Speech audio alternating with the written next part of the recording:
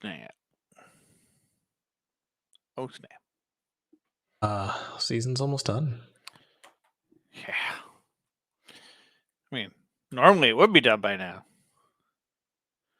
But we got a special year. Very special year. There's a lot of things that happened. Some craziness this weekend. Yeah. A lot of craziness. A lot of craziness.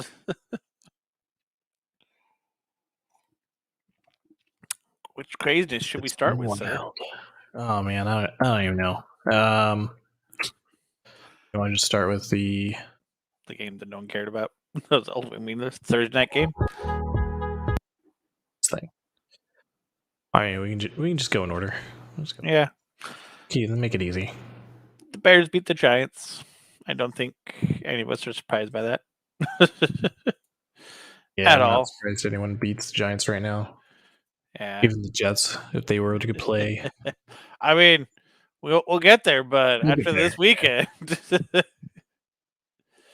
But yeah, the Bears beat the Giants. That went, I think, even with Andy Dalton, I think that went how we expected.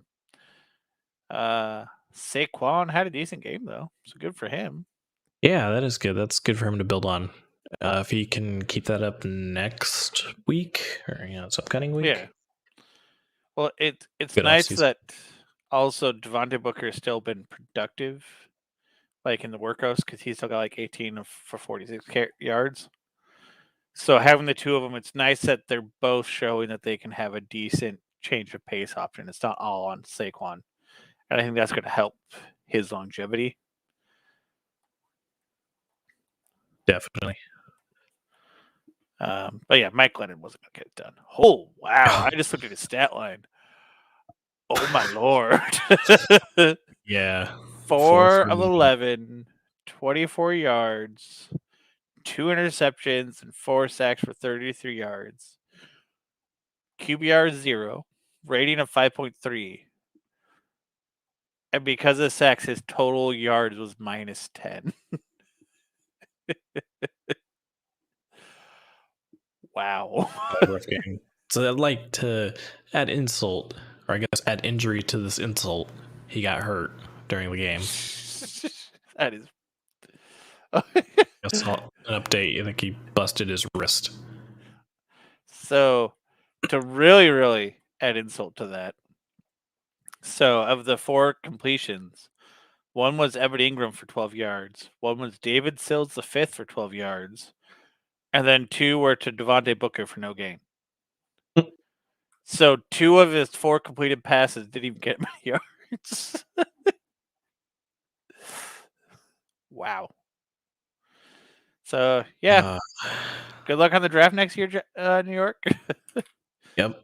And the coaching search and the everything else. Yeah, but it's also kind of a weird thing. It's like no one's really talking about the Giant coach being fired. Because I think we all accept that.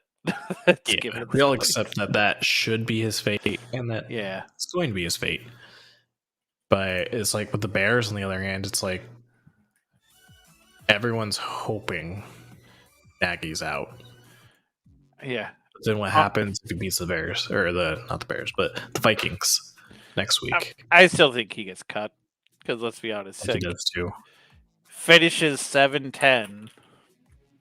So okay, yes, it's like good enough for second and third place in the division, but that's just because you have the Lions, who are the Lions, and then the Vikings, whose coach is also potentially gone at the end of the season. So that's not exactly a. I want to call that, even if you wallop the Vikings, that's not finishing the season on a high note. That's finishing the season where people like at a middleman, like mid-level. It's just dangling out there the fact that they have a rookie QB. They can give consistency. You had a guy who was winning. I'm be honest, like he should be out. That's my opinion. He shouldn't be there anymore. Yeah. But you go to Seattle, you win in Seattle, you beat up on the Giants, but come on now. But then if you beat Minnesota, do they consider let's let it roll for one more season? Be good for the rookie. I mean, I have a hard time thinking they would, just because, like, it'd be one thing if this was just his first bad year, but he, basically since winning that award, Coach of the Year, he just Oh yeah, this ego. has been in them.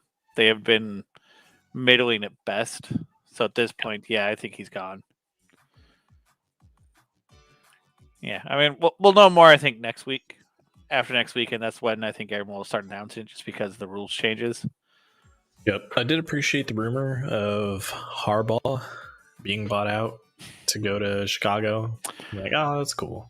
If he hadn't made the playoffs, he might consider it. But I think since he made the CFP this year, even if he got beat up by Georgia, I think he'll stick around because he Yep. beat Ohio State and made the CFP. So Yeah, last time there was whispers too. He straight up was like, "It's not happening. yeah, This is too good of a job." yeah, like if you can handle the recruiting aspect of college, then yeah, there's no reason for him to leave. Because if you can handle recruiting, what else are you like? Why would you want to go to the NFL, especially if you land at one of the blue blood programs and are doing well? Like, it'd be one thing if he was still like, 500 seasons, getting beat up, but the fact that he's had a good season, I don't see him leaving until he just, unless this is a fluke, then maybe, maybe. That more just plays into his history with the Bears because he actually played there as a quarterback. But I mean, he also played at Michigan. Yeah. So Yeah, I know. That's what I'm like. You really can't. Yeah, and I would think he would. That's one of the reasons why I think he wanted to go stay it. That's why I don't see him going to Chicago, especially because he'd be going from a pretty decent spot to the Bears are kind of a hot mess. They have good things, but it's very different from being one of the better college teams. Like, it'd be like going from, I mean, not necessarily the Chiefs, but that level of team to, like, the Bears. Yeah. It's a fair comparison. Speaking of teams who are gotta figure some stuff out, yeah, man. I think the Patriots were a little miffed about last week. Took out some. I saw this coming. I think we saw it coming, but at the same time, yeah, I think they had some pent up frustration. They were taking out the Jags. Definitely, like I expected them to blow out the Jags. Did not expect them to just run up the score and just beat them into the ground and claim mercy rule. Like, ridiculous. Yeah. I'm just glad that not playing Rondé Stevenson didn't hurt me in fantasy because he had a hell of a game, but I didn't need it because I played Mike. So. So it was a bye week anyway. Yep. Won that 7th place by beating the Taco. Hey. I mean, I will say, so, like, a lot of people have been hard on Trevor Lawrence, and it's still, like, I'm having a hard time getting on that bandwagon just because even ignoring all of, like, the coaching issues with Meyer and everything, another good point is this is literally a guy where literally since he first started playing football in Pee Wee, he has dominated, always been on the best teams, always won. To go to the Jags, that had to be there's going to be some growing pains for someone like that. I don't know. I feel bad for him because I agree with a lot of like analysts' views that like he's a generational talent, but that talent got him this far. He now needs that additional development, which he didn't get from the coaching staff. Because even with Meyer's staff, like none of them were NFL coaches; they were all college coaches. So he needs to develop to that NFL level QB. Yeah, and he has the skill set to do it. Oh, he just needs the coaching. Like, it's one of those. If the Jags just if he struggles a couple of years because they can't get a good coaching staff and they cut him, someone is going to really look into that. Yes, like unless his mental is just so destroyed, you could pick him up and let him and build him up over a season or two. But let's say hypothetically he just struggles, they cut him loose, and he goes somewhere like Kansas City. So if I'm Trevor Lawrence, the guy with that go like, oh, okay, I'm gonna sit behind Patrick Mahomes and Andrew Reid offense. Come on now. Oh yeah. Say that odd chance because I don't really see them cutting him loose. Yeah, maybe end of next season if yeah. he shows he can't win, then I can see him maybe demand a release if his agent wants to push that. But no, like see if he were to go to somewhere like Kansas City, I think even like Washington. Oh yeah. Like odd chance, Garoppolo's gone, he ends up in San Francisco. Yeah. Even LA, like any of those coaches who are QB friendly. I mean, Green Bay. I think he could kill it. I don't think he's that QB friendly, honestly, LaFleur. I think it's going to be hard to tell just because he's had Aaron Rodgers, but it's one of those he does seem to be QB friendly enough. Yeah, I think he could do better than what Jacksonville's done for him. But obviously, I don't think he's gone until at least his rookie year's up. His rookie contract's gone. Because it's just one of those. I don't see him cutting them until then. And a Wild Zuko appears. Yeah. I'll let him make his cameo. The Patriots, they seem to be trending up and recovering. They'll probably make the playoffs. I mean, they're going to make the playoffs at this point, I think. But yeah, they're locked in. Yeah. I am curious to see how they do in year 2, though, because I'm going to be honest, I think they bounced back a lot faster than I was expecting. So if this is where they're already at in just year 1 of Mac Jones, honestly, if I was the rest of the AFC or in the league in general, I'd be really worried about year 2. They should, and I think they do, because they've been really good this season. They seem to struggle against those powerhouse teams, but they're in the mix. They're still competitive, and comes down to end of the fourth quarter, basically. Yeah. But I think unless their defense just gets decimated in free agency, they'll be dangerous next season. Which I don't know if they will, because this is essentially a year 2 of a full-on gutting of the roster, really. Even not that, it's already year 0.5 of a rebuild, because last year was COVID, and that's kind of... I think that expedited the rebuild, and now this is really where we're year 1 of the rebuild. So I don't see them having to replace too many people. I think a lot of people want to wait to see where this goes, especially with how quickly they turned around from where they were last year. Yeah, and I mean the offense, the construction of it is back to when it was real dangerous with the dominant 2 tight ends, with Henry and then the one they signed out of Tennessee. Oh, Jonnu Smith. Yeah. He got injured, but oh no, he played this one. Yeah, but then they also have some good running backs who are both good at the run and the pass, and they also have an efficient game manager. He's not he's not gonna light you up for 500 yards, but I mean, that's not what they want from their system. They don't need. They just want the guy to make the smart play. Doesn't need to be a big play, just a smart play. And then the receivers are young, still haven't hit their ceiling, as far as I'm concerned. I think Bourne is closest to his ceiling, but he seems to still be growing year over year. Yeah. It's next year. I'm actually excited to see, because a lot of teams had a lot more progress in areas I wasn't expecting, and also a lot of teams I think are going to take a step back, including some perennial teams that you weren't going to be expecting. Which, I mean, speaking of teams that took a step back, poor Baltimore. I felt bad for Howie. I did. This game was kind of in their hands. The defense was playing lights out, and that offense could not get rolling. And it's one of those, you got to remember that this is a rookie filling in for a guy who could have been running for MVP and who just missed last week due to COVID.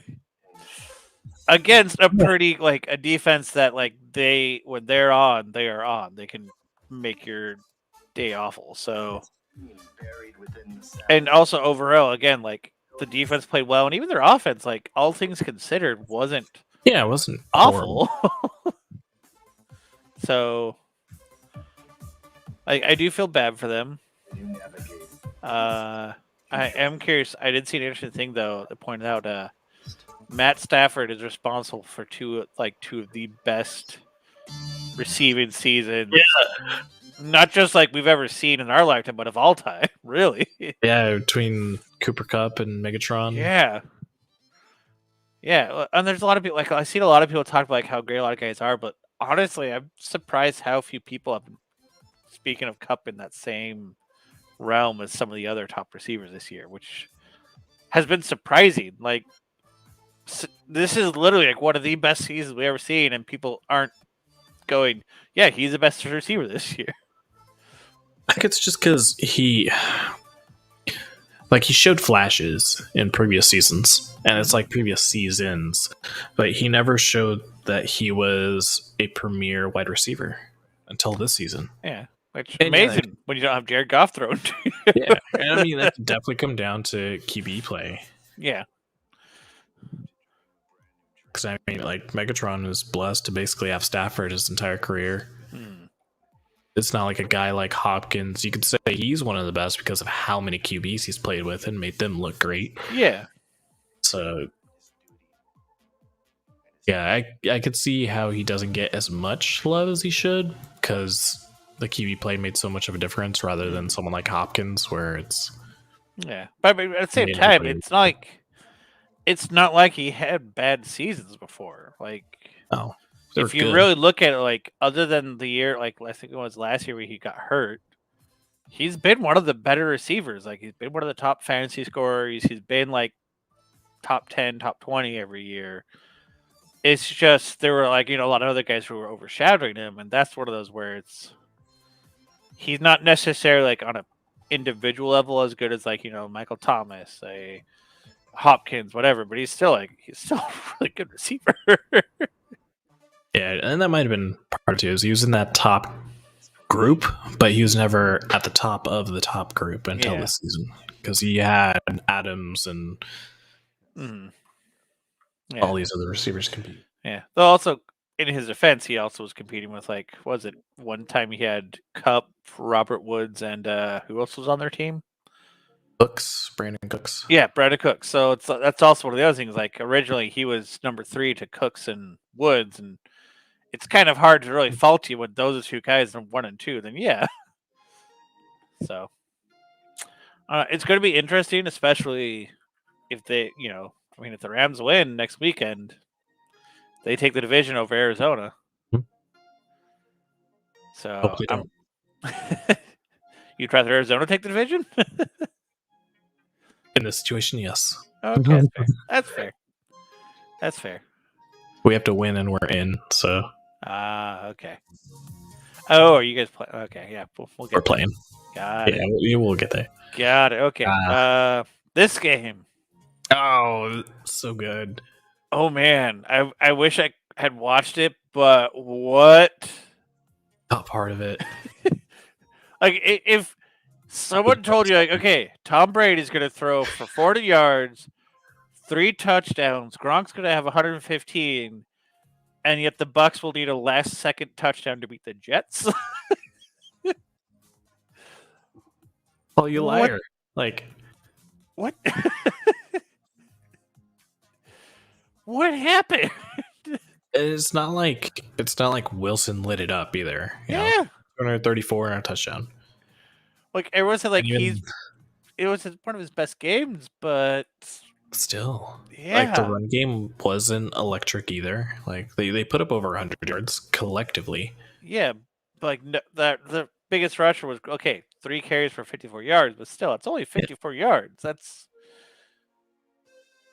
and again, Brady threw for 400 freaking yards.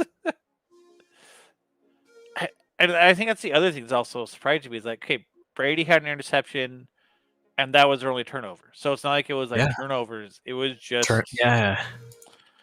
It was just I don't know. Hold on. Curious. Yeah, even time of possession went in the Bucks' favor. Yeah, just on paper, this one made no sense to me. I don't know how. I'm like, look at the score. It looks like actually, even then it's okay. So the Jets were up I mean, it was back and forth up until the up fourth until- quarter. Yeah, yeah. It just doesn't make sense to me. It really, I don't understand it. But this kind of goes along with what I've been saying is the Bucks have really looked mortal. They really have. So I think what this comes down to is just breaking it down by quarter. I'm betting up until the fourth quarter, the Jets had the time differential. That's possible. Looking it through, let's see. It seems most like based on the second quarter, 10-3, and then it was probably mostly just that quarter being able to keep Brady's offense off the field. So here's what, if you look at the play-by-play, they show you the drive totals. So the Jets' first drive, 2 minutes 56 seconds, touchdown. Bucks touchdown, 6 minutes 26 seconds. Jets 7 minutes 70 touchdown. Bucks 2:53. Jets punt 2:06. Bucks 6:20 but a punt. Jets 1:30 but a punt. Brady interception. So the time of possession was actually fairly even. It's just the Jets had 2 touchdowns. The Bucks had a touchdown, field goal, and interception. Oh, and then the Jets also had a field goal. And then second half is when the Bucks started getting actually making drives. But even then, their touchdowns were fast. So yeah, I don't know. It's just nuts. Yeah. But yeah, I'm agreed with you that the Buccaneers are not this unbeatable super squad like they were last season. Yeah. Which I think really just goes to show like how much just luck and RNG goes into winning a Super Bowl. It's why you don't have as many repeats in dynasties, because it just which also makes what the Patriots did so impressive. Because between injuries and then just changes on your roster, your coaching staff, like everywhere, like all those minor changes each season. And they were playing with a depleted wide receiver core. They had Mike Evans, but he was limited. But they still threw for 400 yards, though. Like it was clearly. Gronkowski's healthy. I think part of it is also it's just that motivation factor isn't there. The guys just won; they're not as hungry, so like there's probably not as much energy and focus, and And I didn't even get onto the Antonio Brown situation. Oh yeah. So he's done. Yeah. Hopefully he gets the help he needs. Yeah. And hopefully no one gives another chance, because the dude at this point clearly shouldn't be playing football. He needs help, not reps. Yeah, he needs to take care of his health. That message has been echoed through shows I've watched. Like, he needs help. Like, he doesn't need another team. He needs help. Yeah, either way, this is still... I'm very curious to see how the Bucks are able to, finish going into the playoffs.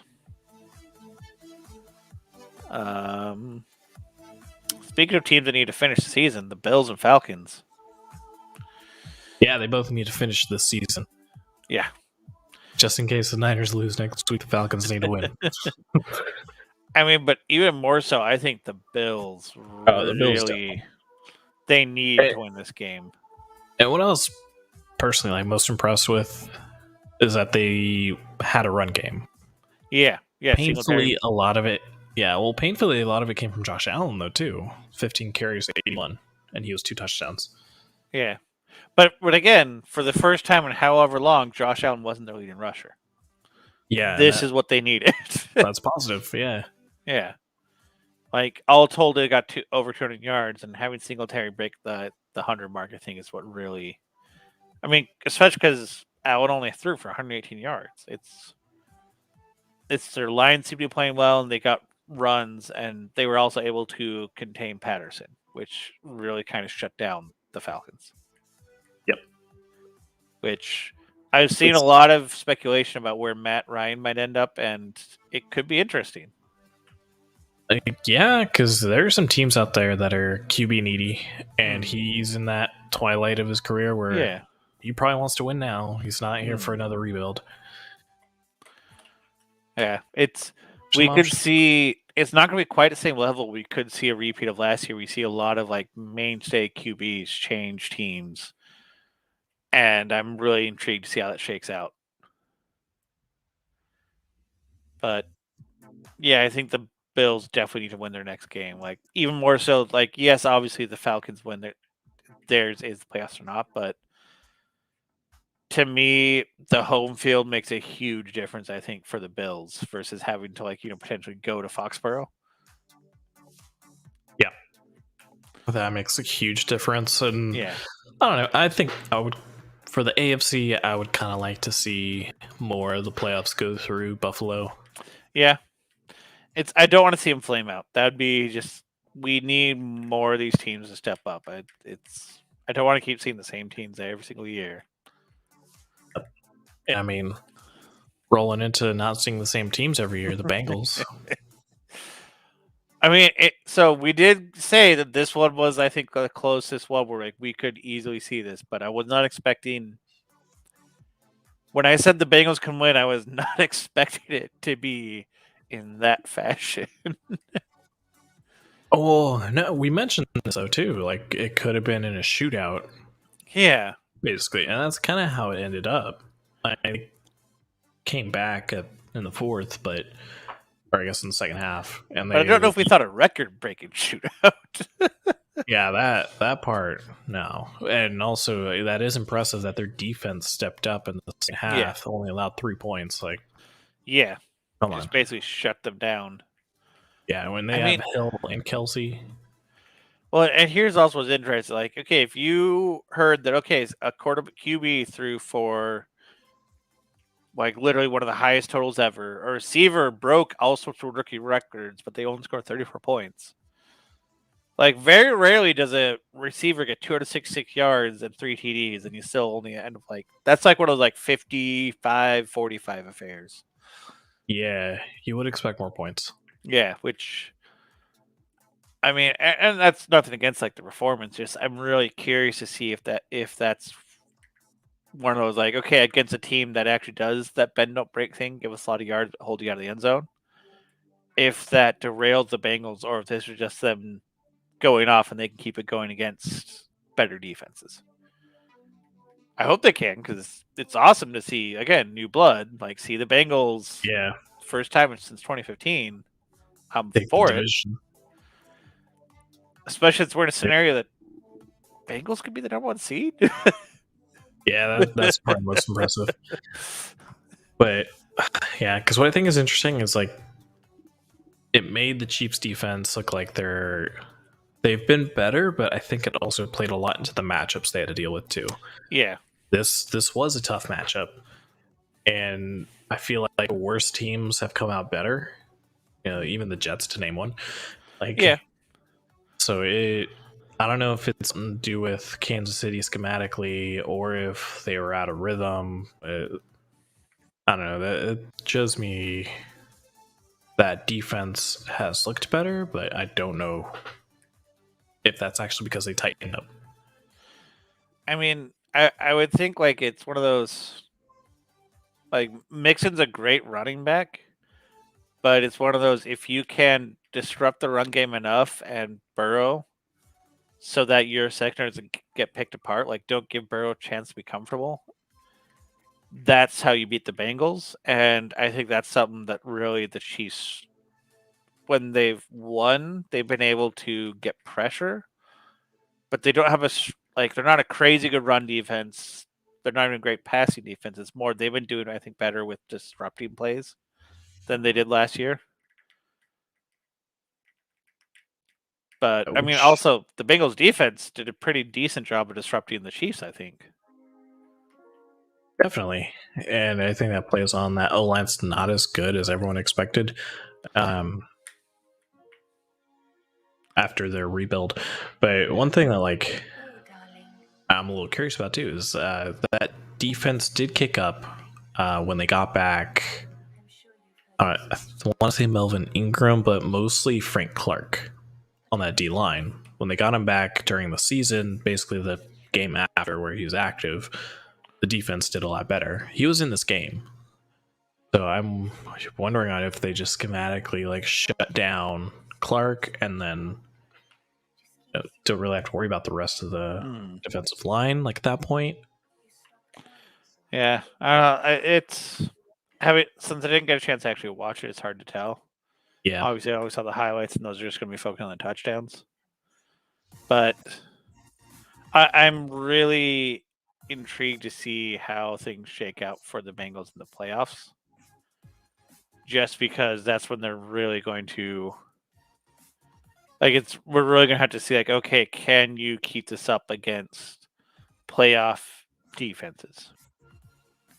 I mean, it seems like they can because Chiefs are technically a playoff defense. But at the same time, how many times have we seen like teams where they like rough that as soon as the playoffs hit, they just literally the defense clicks.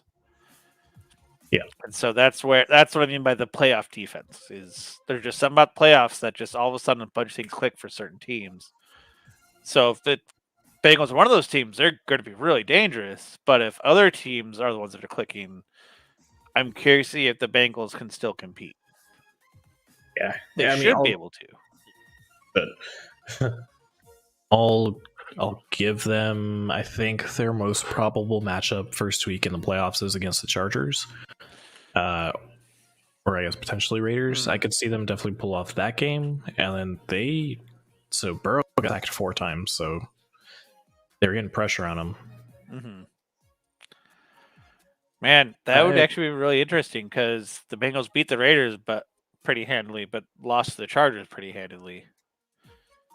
And even notable is they beat the Raiders on the road, but they lost to the Chargers at home too. So I imagine they'd much rather see the Raiders than with the Chargers.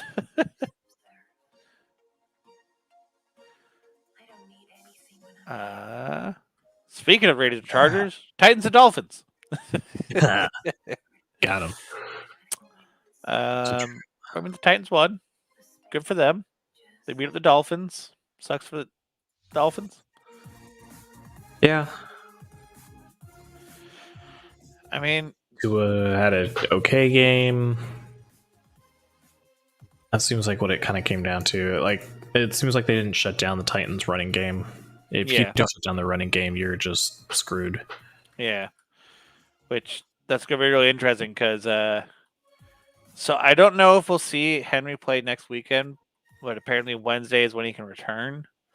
So it's quite possible that even with Foreman playing better, that they'll also get Derrick Henry back just in time for the playoffs. And with the Titans in a position where they could conceivably be the number 1 seed and get that extra bye, that could be really bad for people if, you give Derrick Henry essentially 2 weeks of practice to get back up to speed and then have to go play him at home. I wouldn't want to do that. Yes and no, I feel. So practice is one thing, and I feel like if he comes back to practice, he gets 2 weeks of practice, that's still kind of a lighter load, and he still has to get back into the speed of the game. So he's going to come off onto a slow start, I feel like. Yeah. Whether it's wild card weekend or the first conference game. So it could be helpful in that he's more rested, can go. It could also be a little more detrimental as opposed to it's later in the playoffs. He's going to have that slow start against a team that's been playing. They're not, cooled off. They're potentially coming in hot. Yeah. Well, that's fair. I still think they would rather have that extra week for Henry to really get back into as much of a groove as he can. Like, if it was just this week and then they had to go play, that's going to be, I think, a harder transition for Henry because it's one of those, like, a short week, just essentially a few days of practice before you have to get up to speed after a major injury. Yep. That people tend to be like very cautious, but if you've already been, practicing on it for like, 10, 13 days, I think he's going to have a lot less rust just because he'll have already been testing his limits a lot more in practice. He'll have a lot more time to get it used to moving around. So I think overall the bye would help them more than it would hurt them as far as getting Henry back. The rest of the team is hard to gauge. It really depends who they face. But I think Henry would definitely benefit from it more. Yeah. I can see that. And I can see how the rest of the team would benefit from it. Probably a little more like AJ Brown. Exactly, yeah. Because they do have other guys who are hurt. Yeah. And I'm trying to find what was his actual his injury? His foot injury. Yeah, he broke his foot, was it? I think it was. Let's see. Custom range. The whole point of being is there is no point to play. It's just He had foot surgery. I think he broke it. Okay. something you're not seeing. All right. Yeah. So yeah, the extra week would probably be a lot better. Yeah. 'Cause I was curious if it was like a knee, joint, like ligament. I could see it be better for him to get warm and get in the game a little sooner. But just get that foot used to moving and running around. Yep. Practice is enough for that.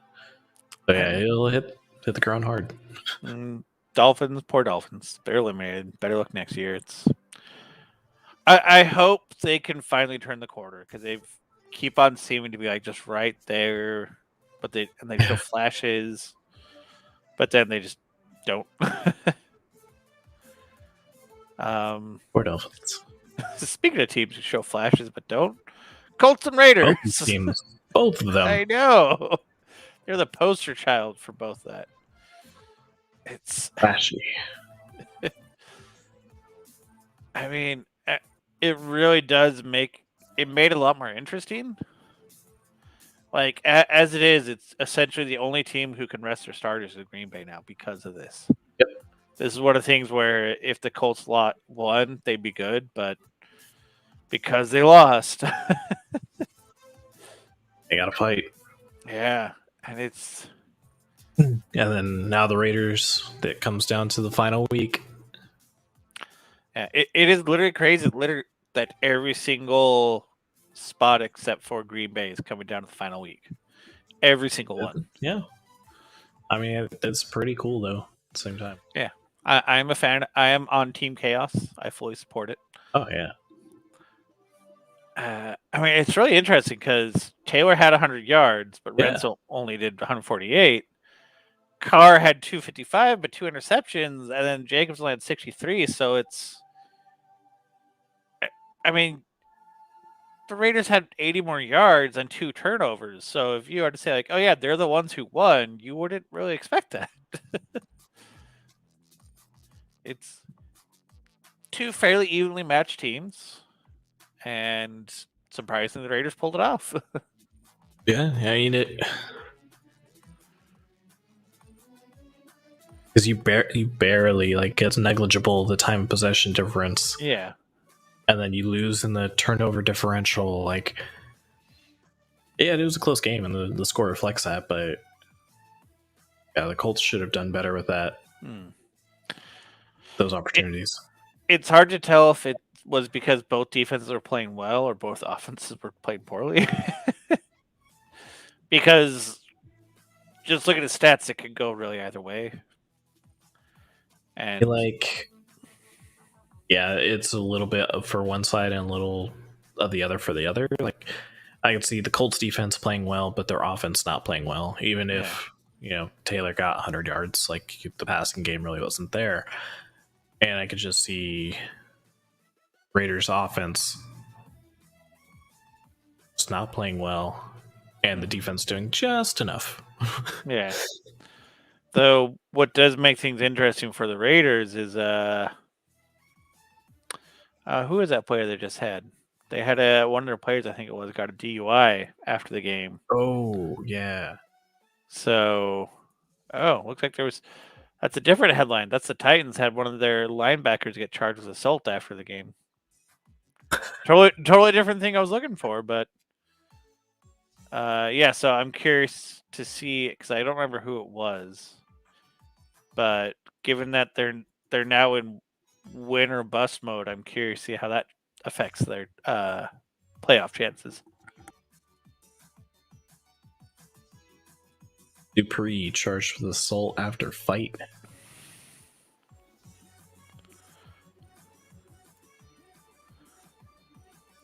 Let's see. Raiders. Nate Hobbs. That's who it was. It was a 'cause I thought cornerback. I saw that. Rookie cornerback. It's losing all their young talent. Yeah. Raiders gonna Raider, apparently. You can take the Raiders out of Oakland, but you can't take the Oakland out of Raiders. Is that how it is? I don't know. I don't know. Vegas isn't, I feel like, much better. So, I mean, that's true. That's the true. Raider town.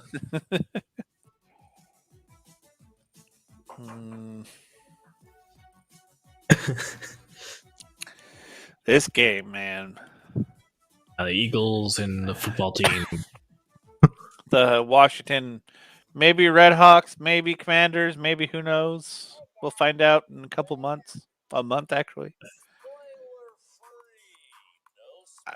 I feel bad for Washington as a team.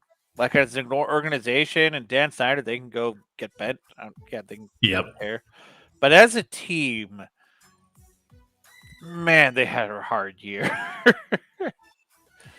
Like, considering the amount of injuries they had just across the board to still be competitive until the last few games, I was honestly pulling for them because yeah. I mean, I had Hurts playing in fantasy, but yeah, like Washington's had a rough go, and you know they have good coaching because they're still fighting, still in the games. At least, minus the Cowboys game. Yeah. But even then, that just seemed like it was the perfect storm of they were just battered and depleted. They were getting guys back, but they've been gone from injury and COVID. It was just that one, I think, had they not been so beat up for the last 2 weeks, I think they would have been more competitive in that game. Yeah.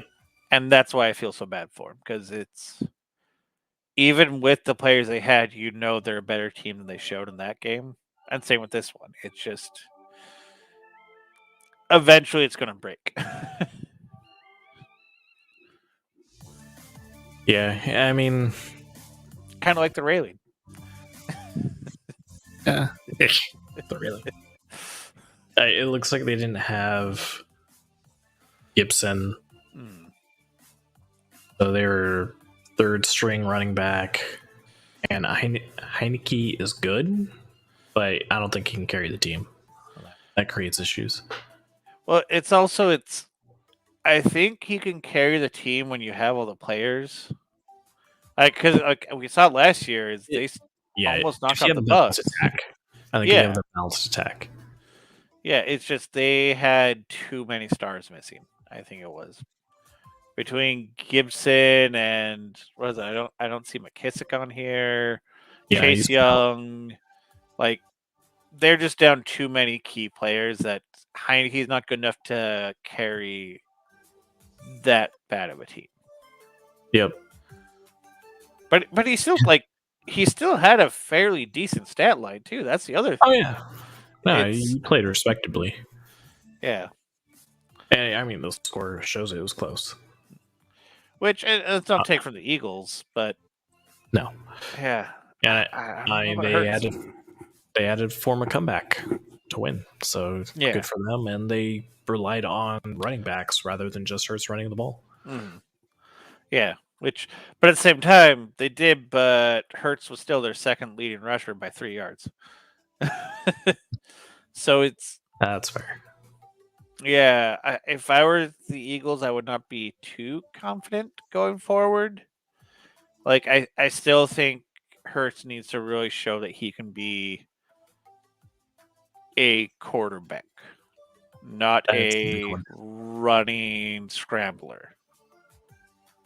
He's locked into that athletic QB style of one read and run Yeah, rather than progress through reading. it's like a Taysom Hill or Lamar Jackson year one or something. He's still stuck there. He needs to get you Lamar Jackson his MVP year, where he wasn't just a runner; he was passing a lot too. And Oh yeah, we'll see. yeah. If he can't make that progression next season, I bet he's gone. So Yeah, next year I think really is a prove it year for him. Which teams that could potentially look him for one of those prove it teams: Broncos and Chargers. The Chargers are still going to Charger that franchise. yeah, Broncos though, ooh.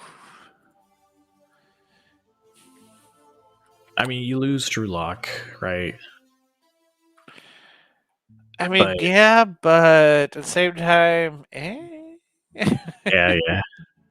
Yeah, like the Chargers stopped the run. That's Yeah. the best way the Broncos have been able to win a game. I mean, without Bridgewater has been having the running game going. Yeah, well, that's fair. So that they played it well. Yeah, I'm interested to see because I think there's a high likelihood we're going to see a lot of staff changes for the Broncos, potentially up to and including John Elway. Oh yeah, Which is weird to say. Like, it's weird to say the Broncos are going to fire John Elway. There's just something about that seems wrong. Also, I don't know if they can because Elway owns part of the team. Oh, okay. So at the very least, they might force him to step down as GM or something. Cause Yeah, which I thought he wasn't GM anymore. I thought he Is was he? like head of. He's like got a different title. He basically gave himself a promotion, like almost like head of football operations. But he brought as someone long in as he's to not GM. scouting their quarterbacks, because it's sad how bad their quarterbacks have been since he got there. Yeah, how can you not evaluate a quarterback as the next quarterback? I mean, can't And see you the saw forest some of the of trees. the I guess best I don't play. know. Yeah, I guess. But like you've seen some of the best QBs play against you. I mean, not only that, you are one of the best QBs. It'd be like Jerry Rice going and not knowing how to scout a receiver. It's mind-boggling at a certain level. Yeah, which I mean, possible. Some people, you Yeah. can play, but you can't coach. Maybe That's you could fair. play and you can't see talent in other people because you're so focused on your Yeah. own. So Like, it's fair, but at the same time, he is not someone I would have picked as someone who couldn't scout a QB room. He is really surprising. yeah, and I think the staff changes come if they decide to sell. Yeah, that's another big factor. That is how that shakes out. Because I think if they don't, I think it stays the course next season until someone buys. But at the same time, it's also I wonder if they sell, does that increase the odds that they land a Rodgers, a Ryan, or one of those other big free agent quarterbacks that are likely going to be available? Like, I mean, really think about that. Like, this team, they struggled, but They have a good defense, good young wide receivers, and a solid two-headed running game. So what happens if you threw not even necessarily Rodgers? What happens if you put Russell Wilson there? They become a contender, Yeah, so at least on paper. But do those guys want to go there if they don't sell? That's the other thing. Or if they don't clean house and the staff. So I think it depends on. It'd be the impression the coaching staff could give that player. So if Vic Fangio somehow stays, like cleans out as offensive coordinator and is like, I'm making changes. Yeah. It's good. If he can make enough impression on someone, or they throw enough money at them, they latch on. Cool. Or it'll take getting rid of Fangio, bringing in someone that quarterback likes, whether previous offensive coordinator, assistant, whoever, and then that could help fuel that, and then probably save you some money.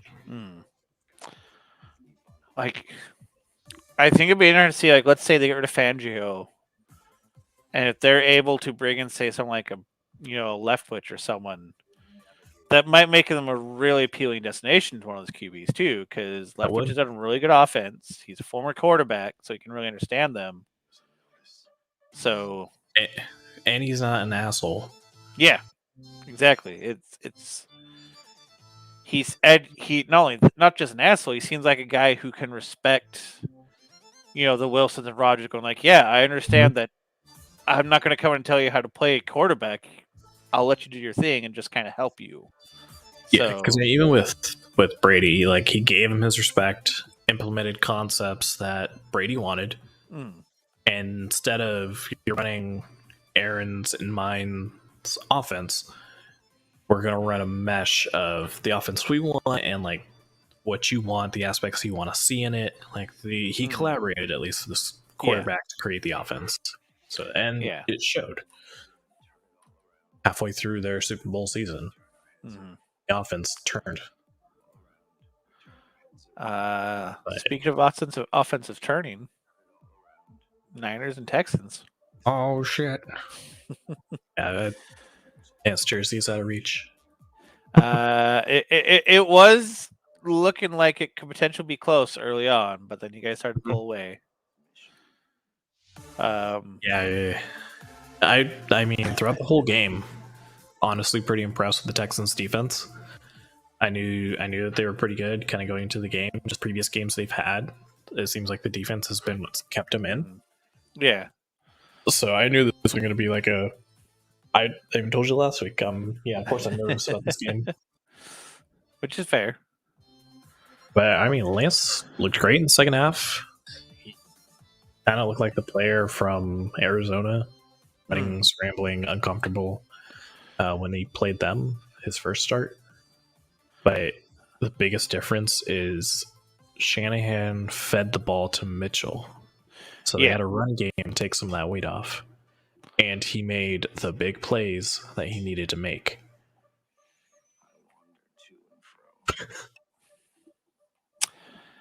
I didn't watch it, but it does seem like Lance had a pretty good game. I will be interested to see if he can keep it going next week, especially since it's such a high stakes game against a team that, well, yes, Shanahan has beaten handedly.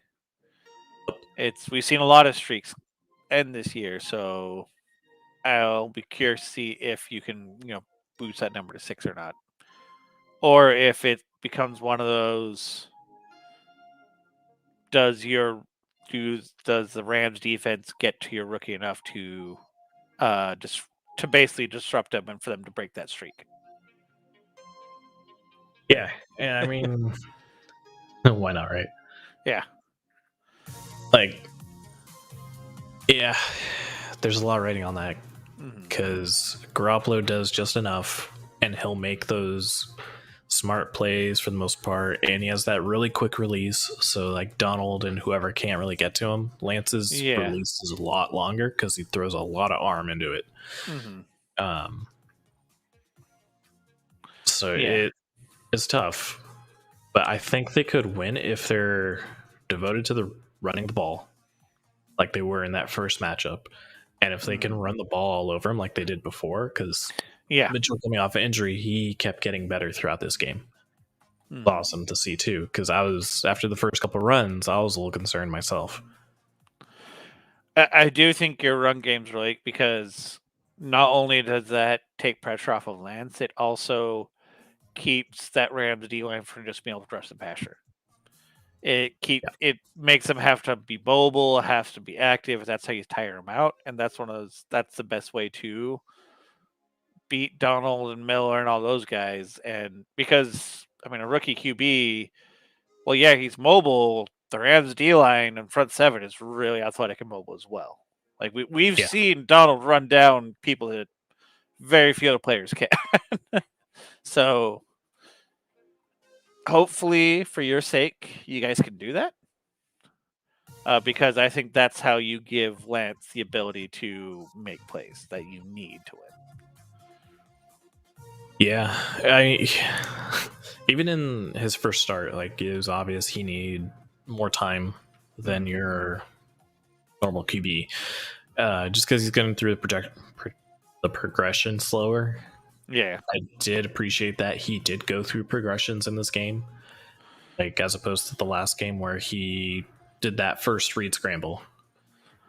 I mean, that one he tried to force. Yeah, I was gonna say, like said, progressions right through interception. Yeah, Timing was funny. No, that timing was good.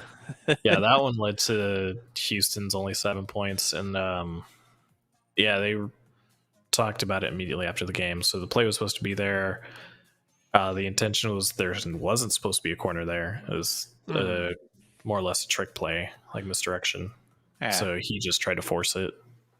And that's another thing I think you have to worry about is him being a rookie. They tend to force plays, and the Rams have Jalen Ramsey and other guys who can really make you regret forcing those throws. So I think he's going to have to play smart, and your run game's going to have to get going to really give him that opportunity. Oh yeah, because I lean towards expecting him to play because of Shanahan's wording in his interview, which was if Garoppolo's 100%, he's going to play. Keyword on 100%. Mm-hmm. At the same time, I think a lot's going to ride on San Francisco defense. Yeah. Oh yeah. They can disrupt Stafford, which hasn't been terribly hard. Like he's thrown a fair amount of interceptions. Throwing a pick six in 4 straight games. Yeah, which is crazy.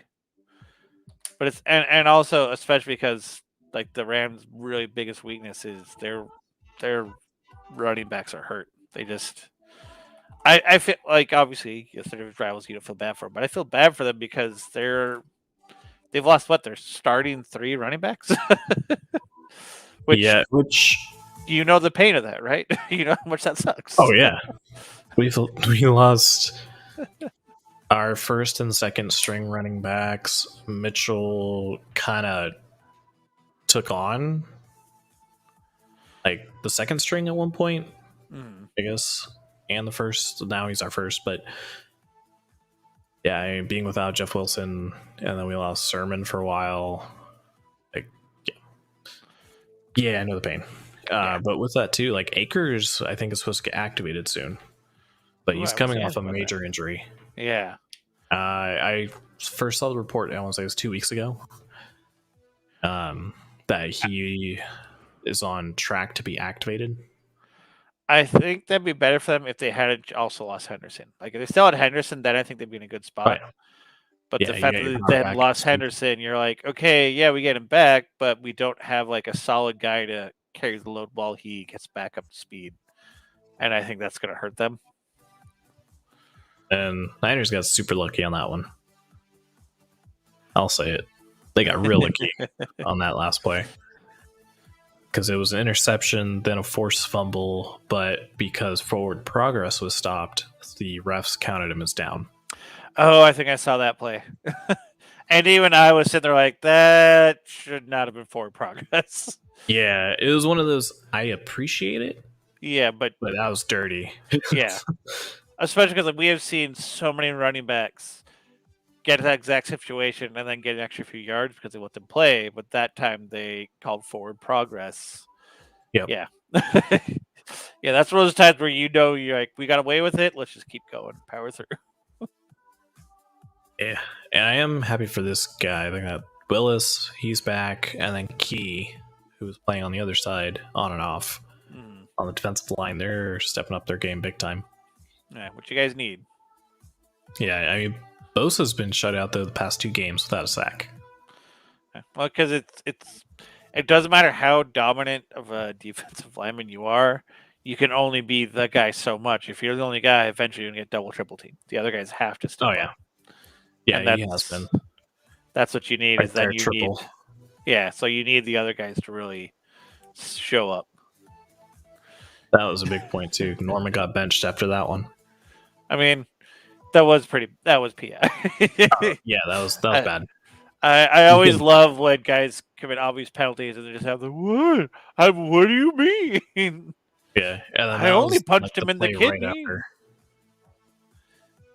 He got replaced with Deontay Johnson, and immediately another PI.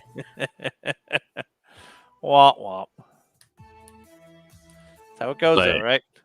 Yeah, he redeemed himself later, thankfully. Yeah, but then the question is, can he do that against a better passing attack? Or if you go back to the other That way. is, Yeah. Because while Stafford I does mean- throw interceptions, they still have an overall better passing game than Houston. that is what's supposed to be helpful is we're supposed to get back one of our starting corners. That's good. It's still a little up in the air on if he actually makes it onto the field, but he's to be activated. Okay. Yeah, that's, I think, something you guys really need.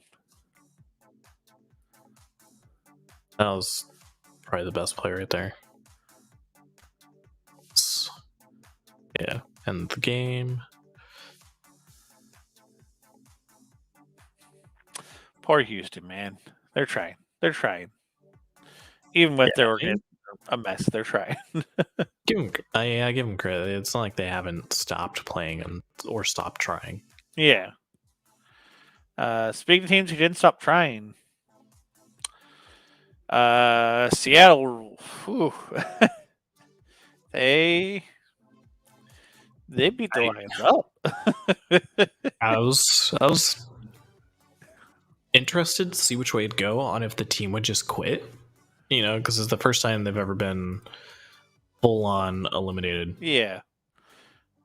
I mean, I think the surprising part to me is how Penny has shown up. Like, he's actually shown up. Yeah. And had 2 really good games so far. I mean, he had a monster game this time around, but even Wilson, 260 yards, 4 TDs, 20 of 29. That's an awesome game for a QB. And I mean, when you have 265 rushing yards, you don't need to throw more than 200 passing yards. Nope. You're in cruise control. Yeah.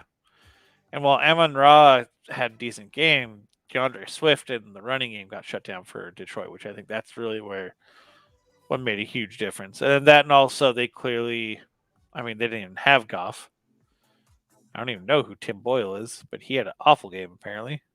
Yeah, I think it could have been a closer game with Goff, which is kind of weird to say. But I'm sure the offense would have been more efficient. I mean, you would hope. But it's also one of those, it's very possible Seattle would just we're going to send Wilson off on a high note. Since, I mean, we're kind of seeing a similar thing with the Packers where, but also it's the Lions. Yep, Lion's gonna lion. Yeah. Now this was a surprising result for me. Of all the teams to beat up the Cowboys, I was not expecting the Cardinals to do that. Yeah, I wasn't expecting that either. Just because they've been on such a downslope. Yeah. They've been on such a downturn. But yeah, they woke up, played good defense, pretty good defense, Yeah. I should say. They totally shut down the run game. They only had 45 yards on the ground. I mean, 3 fumbles, but they only recovered 1. So it's not like turnovers really were the deciding factor here. It was just the Cardinals beat them. I feel the Cardinals. They went back to kind of an older offensive style they've had, which is that aerial assault, and attacked the kind of just how young their secondary is. Yeah, because Diggs is a rookie. I think Brown's only in his first couple of years, if not another. I mean, did this game break Diggs' streak of interceptions, or was that already broken? I can't remember. I want to say it was already broken, but okay. Yeah, he didn't get one here. Yeah, well, they didn't get any turnovers at all. No, which that's a big piece too. Yeah, it's the Rams obviously, the Cardinals obviously need that because that gives them a shot at winning the division, but it also gives them momentum going to the playoffs because not only did they win, but they beat a playoff team, a division winner, and also a team that before this weekend was looking like one of the favorites to make a run. Yep. So, Have you ever thought? but also I think this game is really a perfect example of just how the season's gone, where no team has been able to really separate themselves. Realize that all the shit you used Like so far, probably the surest bet is that if you play Green Bay in Lambeau, you're going to lose. But beyond that, I think all bets are off. Really. Yeah. And I mean, the Dallas defense played pretty well. Like, Yeah. played good. But they just didn't create those turnovers like they're used to. And I mean, they're lucky Dak just carried them back into the game. Yeah. Which I think this was something I remember last time we had Sam Kima on here. I mentioned to him, I was like, so you guys are getting lots of turnovers. That's great. But eventually you're going to return to the meat, like, the average, the baseline.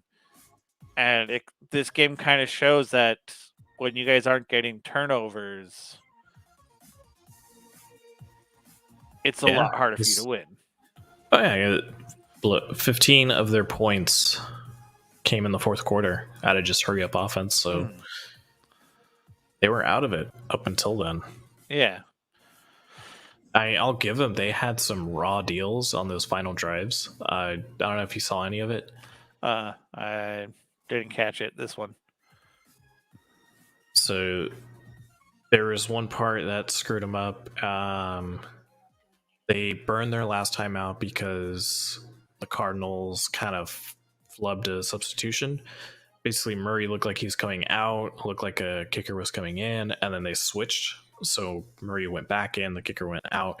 So then Dallas had to switch two on the fly. Ran out of time. They were going to get called, so they had to use their last time out there. I mean, Yeah. that just, if that was intentional by the Arizona, well done, because that's, if you can pull that sort of thing off. It gets better, because like almost shortly after that, ahead of the 2-minute warning, Dallas out of timeouts, they forced the fumble. They did. Full on, like, guy getting dragged out of bounds, ball got punched out. It was a fumble and a Dallas recovery, but they couldn't challenge. I think I saw that play. They left it how they ruled it. So, which, yeah. Like, that one's hard just because I understand the idea of, this is one of the few times where I feel bad for refs, because it's one of those, yes, if it's clearly obvious, it should have been overturned, okay. But also, how many times have we seen refs in like under 2 minutes make a ruling or change something, and they just get totally crucified? Yeah, and that's just it. Part of that is like, the state call would have been a turnover, though, because all turnovers are reviewed. So you call the turnover, view it. Had he been out of bounds with the ball in possession, yeah, okay, no, it's overturned. It's their ball. Yeah. No harm. But the fact that it wasn't, and the fact that they just didn't review it either, and then also Dallas being out of timeouts, it's like, they're screwed. Yeah, that is a raw deal to get.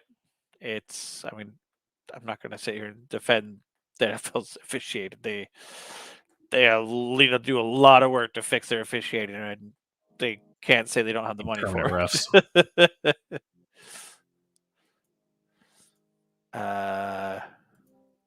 But yeah, it's good for the Cardinals. Suck for the Cowboys. Here's a game that didn't go the way you wanted it. I know. The Panthers had one job. Yeah, but it's the Panthers. So teach you to put your faith in Sam Darnold, especially without McCaffrey. Yeah. I mean, it looked good for a while. They led most of the game. Yeah, but I mean, down in the second half. Those adjustments. Put Taysom Hill in front of a bad or mediocre defense, and that's when people start thinking he's a real quarterback. When clearly Taysom Hill is not a real quarterback, he just keeps on getting games like this against mediocre teams. Which and it's more just the Panthers' offense is just abysmal, I think. Yeah, it's got its struggles, and it showed also a lot of the experience of the coaching staff on each side. With the Saints, pitching the shutout in the second half after adjustments, and Yeah. Carolina not really have an answer because the scoring was like the same, so it didn't seem like the Panthers made any changes. Yeah. Well, but also at the same time, it's Sean Payton is still a pretty good coach. He still has a fairly decent roster, especially on the defensive side of the ball. It's just the offense isn't where it's been the last few years. I mean, very few people can replace Drew Brees, especially when you don't also have Michael Thomas and Kamara's been hurt off and on and stuff. So it's understandable their offense would be struggling, but their defense has still been keeping that. That's what's been keeping them in the position there. Yeah. So when they play a good offense, they're gonna have a hard time unless it's Tom Brady. Yeah. Which it's funny how they just certain teams are just another team's kryptonite. Who knew Sean Payton would have the Buccaneers number? I mean, it's an interesting game. It has huge playoff implications. It'll be interesting to see if they can squeak into the playoffs or not, especially because They don't. well, let's see. Like, what is it like? As long as the Saints, is it now as if you guys win, you're in, or is it actually you need? Yep. And except for I thought it's also if it's under a 3-way tie, then you guys are out though. So you need. We're in Really? if we win. Weird. I could have sworn I saw Last something I that saw- if it ends up as a 3-way tie, then you're out. Last I saw today, it's if we win, we're in. If we lose, and the Saints lose, we're in. Okay. Lose or tie. Interesting. I think. But either way, if we win against the Rams, we're in. Oh, got it. Yeah. Okay, I see how it is. Because that puts you guys at 10-7, whereas Minnesota would be at 9-8. So yeah, that makes sense. Still though, that means you guys got to take down the Rams. So a lot of pressure on getting to 6-0 in that streak. Yeah. I hope we do it. I mean, I know you guys would have liked the help from the Vikings, but I mean, this result was exactly what I expected. Yeah, I wasn't asking for much, and then I knew, like, my receiving core was decimated without being decimated because as soon as I saw Cousins was gone, I'm like, oh, Jefferson's worth nothing because I don't even know who Mannion is, and I doubt he's going to throw it up. Like Sean Mannion was the Vikings' backup for a while. Then they cut him, and then they signed him again. So, yeah, let's see. So he was their backup from 2019 to 2020, and then they cut him and brought him back from 2021 to now. It's this game. This was literally exactly what I expected. They did not get the run game at all. Sean Mannion was the leading rusher with 2 carries on 14 yards. Yeah. That's all you need to know about how this went. Like, I would so the Vikings defense seemed like they were healthy. Yeah. Yeah. Minus the corner that they cut a few weeks ago. Yeah, Breland, I think it was. I feel like this is going to feed in and gives you that silver lining of Zimmer might get fired. Because if he's that defensive dude, like they should have been able to stay in the game just off the defense alone.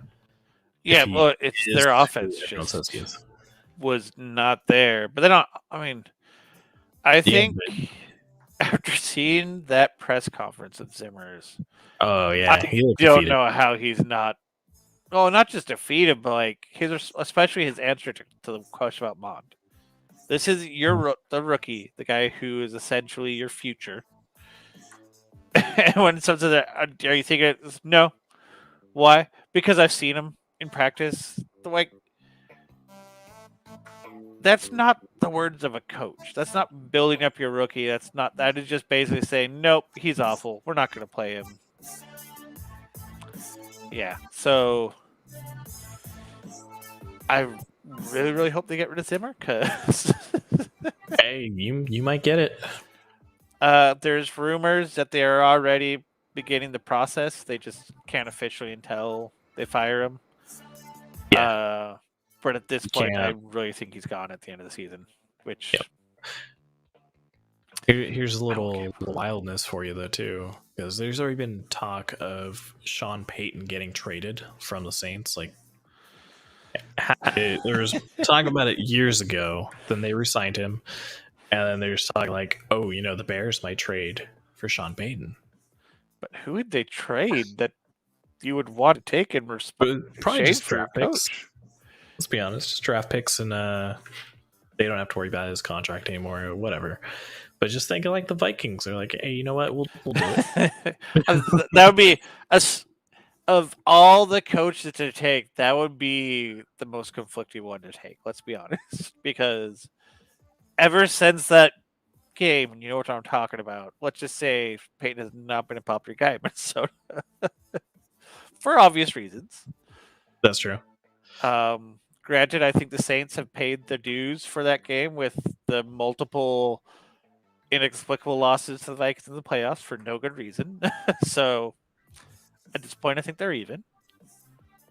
But that I would be intrigued by that one because he is actually a defensive coach, a modern defensive coach. But he's also someone who understands what an offense should be now. And that is really where Zimmer is lax. He is still stuck in that 80s, 90s mindset of control the clock, run defense, run the ball, defense. That is not the league right now. Has been for a while. I'd still be hesitant because what they would have to give up to make that trade work, I think, would not be worth the price. Similar to how what I thought, how Cousins weren't worth the price. The draft picks right now are too critical. They have way too many spots they need to fill because of how injuries, bad draft choices, that sort of thing. So I could probably see is just some more or less premier offensive coordinator get hired because they went defense last time. Yeah. I mean, honestly, at this point, I would be totally fine with if the Vikings somehow land Byron Leftwich. Especially because there's a possibility that they are able to shop Cousins for some draft picks and a mid-level QB.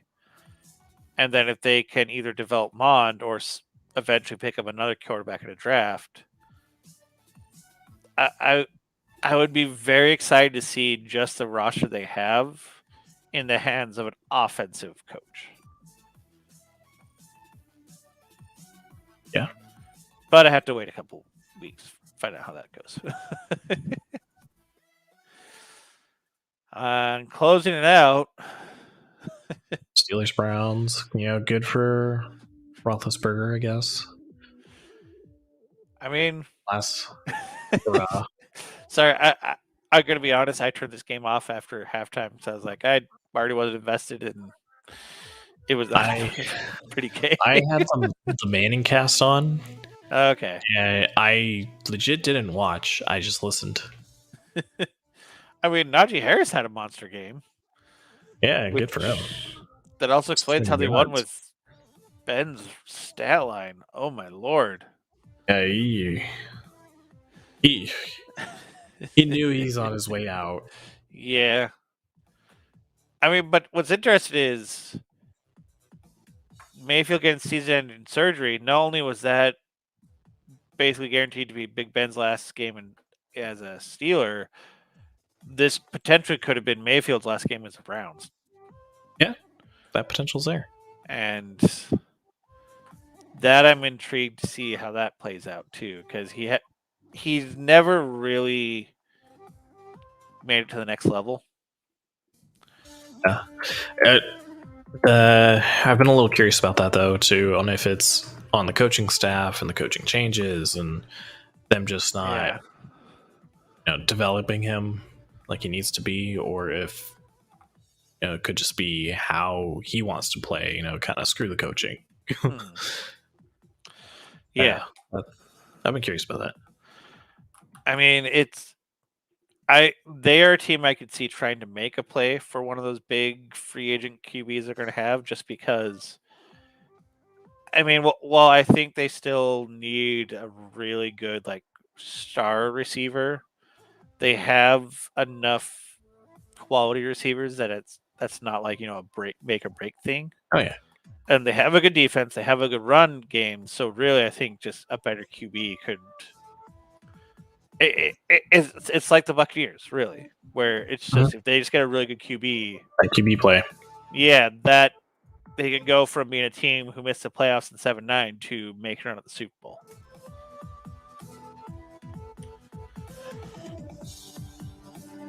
But I mean, beyond that, I mean, I guess the only other notable thing is that T.J. Watt. I think it's he needs 1-2 more sacks to break the record.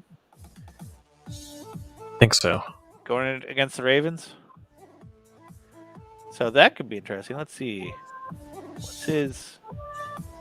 Yeah, he's at 20. So he literally just needs 1 more sack to tie the record of 22.5. So 1.5 more sacks and he breaks the record. Yeah, because I saw JJ's tweet as well. Oh, yeah, that's right. That one. Tweeted him about it. Wished him luck. Yeah, which, I mean, good for him if he can do it. Yeah. He's a good player. All right. Should we go into Now and then next week?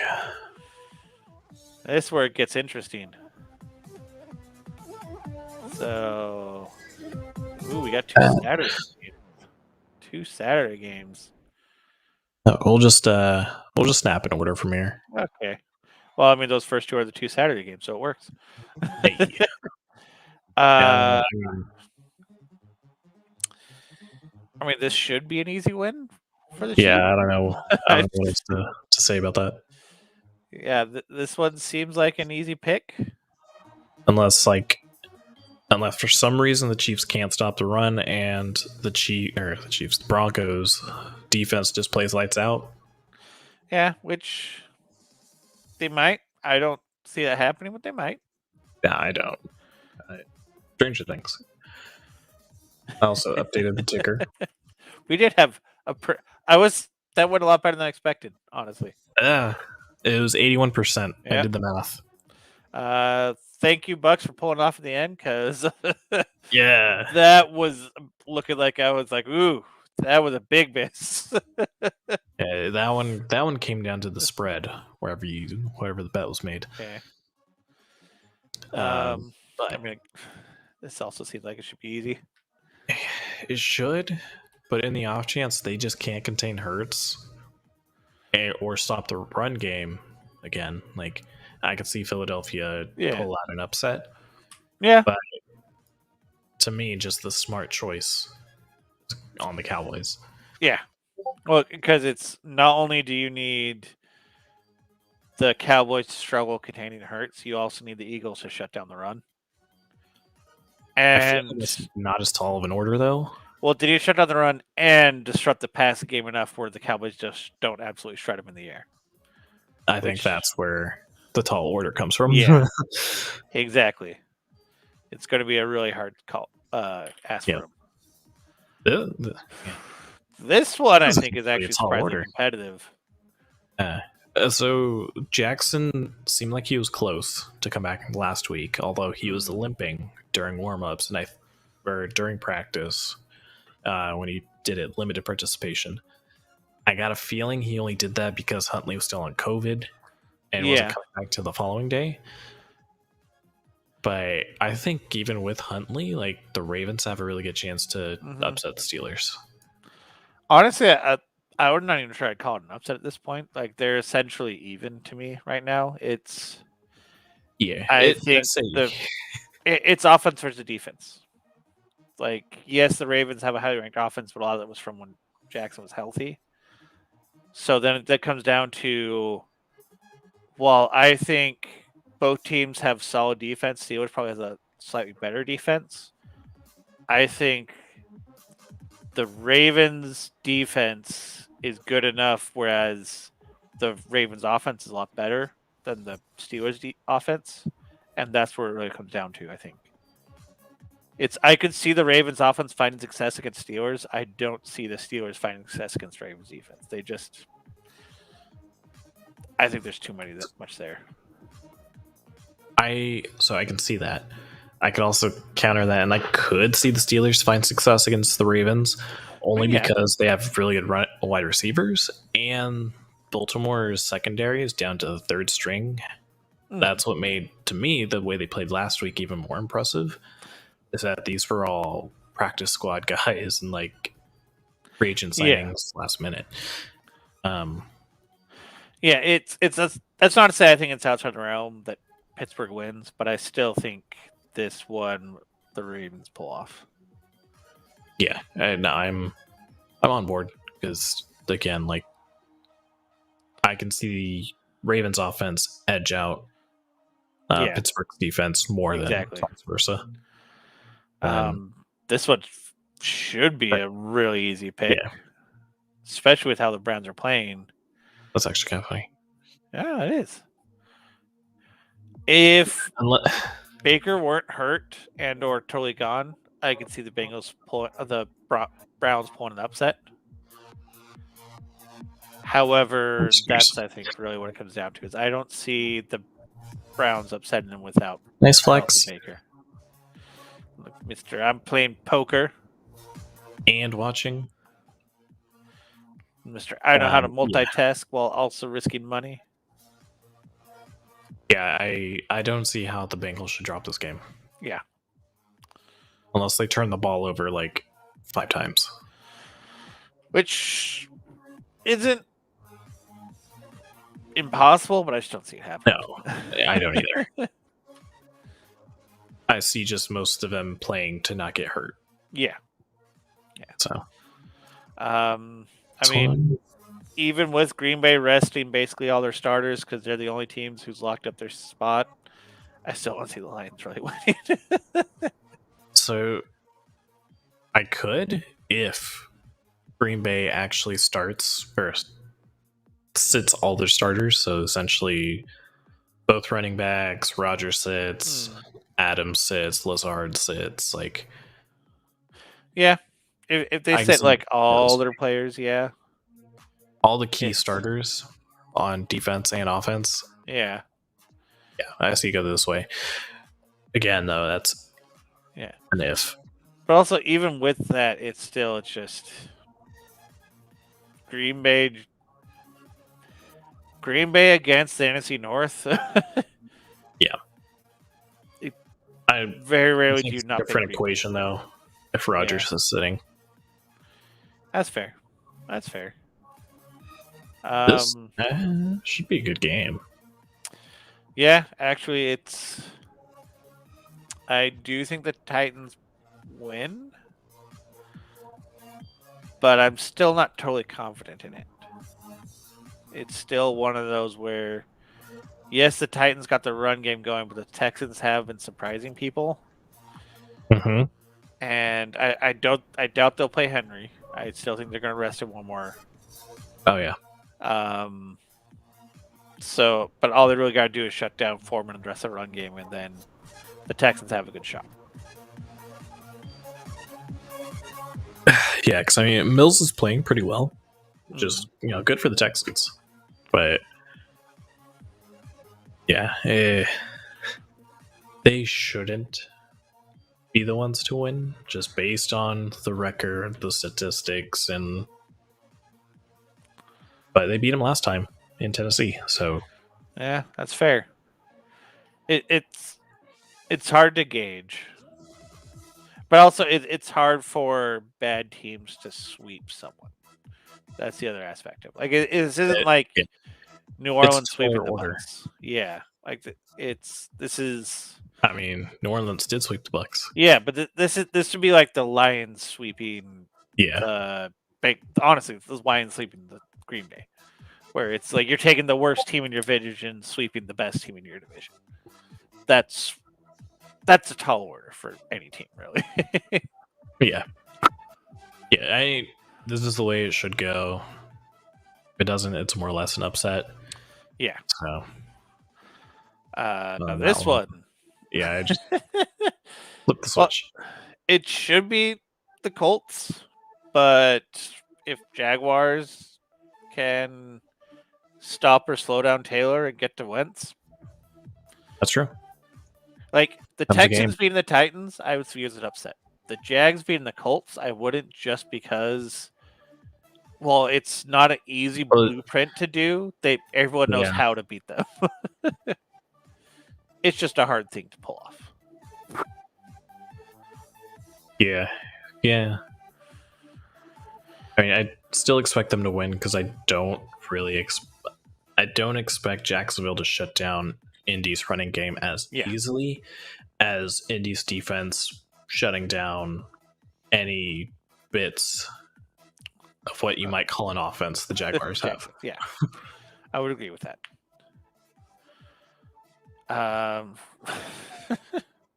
Part about zooming. I would pick Minnesota just because they're at home. Honestly, that's really what it comes down to. And it's not even guaranteed that you get Cousins back. Yeah. So I would take this with a grain. Oh yeah, yeah. This If- is Cousins not starting, I would assume the Bears win. but at the same time, even with Cousins, it's still I am at best Close, 6% in the Vikings' favor, just because Zimmer's obviously given up. The team's pretty much given up on Zim. It's like in a very short time, Jefferson is already starting to exhibit the same things we saw from Diggs before he left. Run game has been intermittent. It's So I'd say Cousins doesn't play 100% Chicago. Hmm. Depending on your point differential or your spread. Yeah, Minnesota. This one feels like it should be Washington. Like, even with them being beat up, New York is just Yeah. in a bad spot. Yeah, I mean, even Glennon playing, you're like, yeah, still Washington. But now Glennon's even hurt, so who's gonna start? And Yeah, I mean- I just Heineke should be able to carry this game. yeah, I would agree with that one. Now this one, closer. yeah, it's a division matchup. The Saints have been the Saints of prior years. It being on the road, I think, helps them a lot more. Helps the Saints or the Falcons? This is the Saints. Like, I mean, just look at how their home versus road record. Fair. I do think the Saints, I would lean Saints just because by virtue of their defense. That's how they just beat the Panthers. That's how they've beaten the Bucks. It's a matter of, as much as I give shit to Taysom Hill, he's a better do option. just enough. Yeah, just enough. Exactly. He's a better option than the guy they had the week before. But That's fair. with that being said, this is another one of those where if you told, like, you know, if I wake up on Sunday and say, "Oh yeah, the Falcons won," I'm like, "Okay, yeah, I believe it."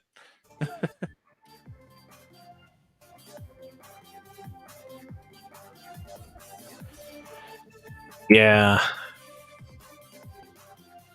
Yeah, I would. I decided to double check something. Matt Ryan's record against the Saints, which is 9-16. And given that the Saints have pretty good coverage linebackers, so they should be able to cover Pitts pretty well. Lattimore should be able to at least limit Ridley, if not lock him down, along with maybe some help. Yeah. All they have to do is stop Patterson, and you can rely on Cameron Jordan and the guys up front to help stop the run like that. So Yeah.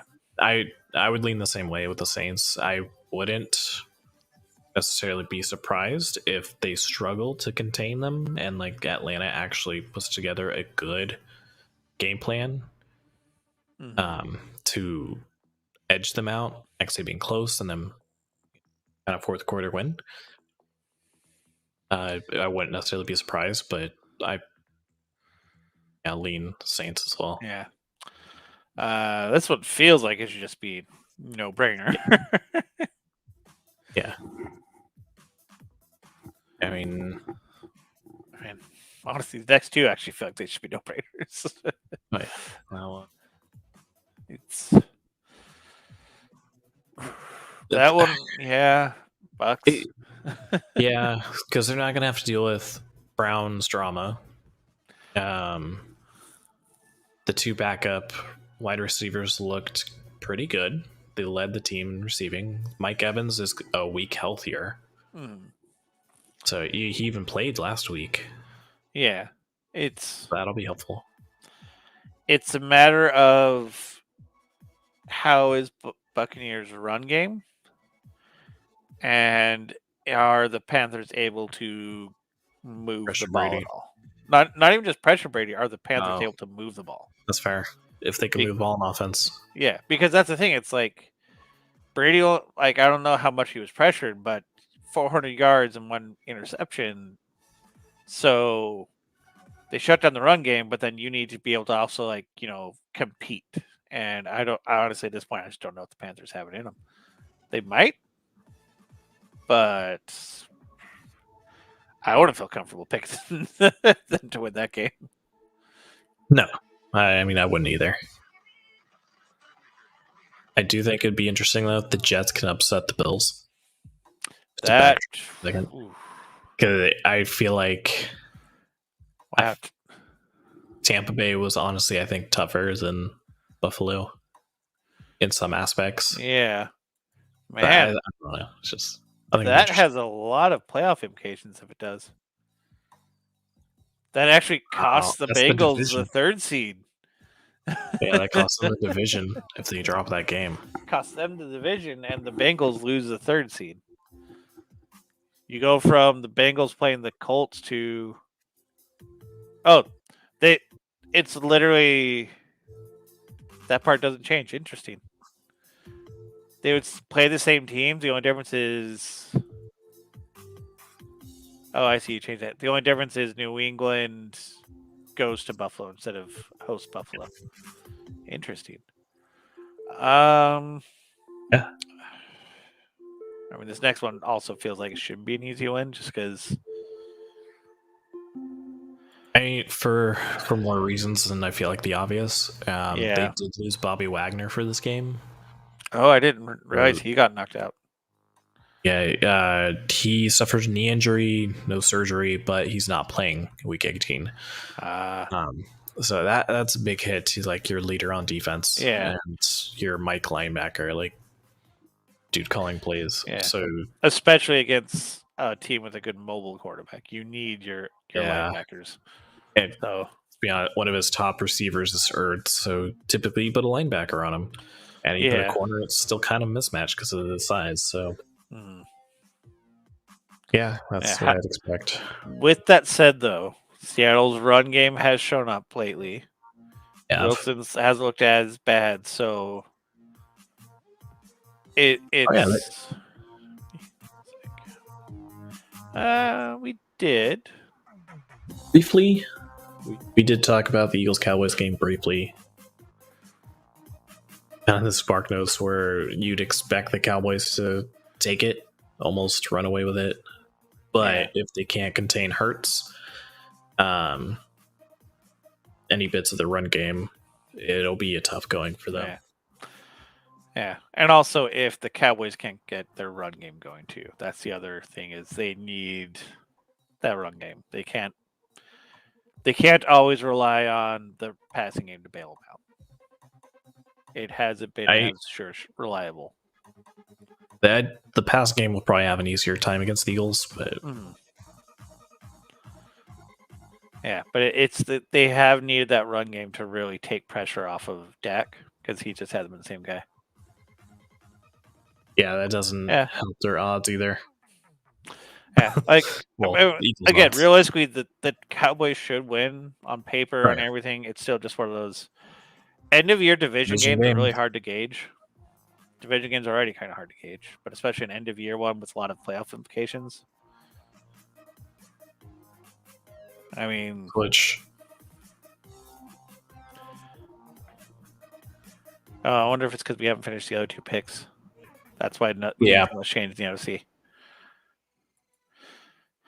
Which, well, all right. What are you thinking Yes, here? sir.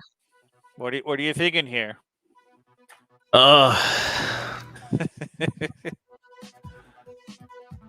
It's one of those.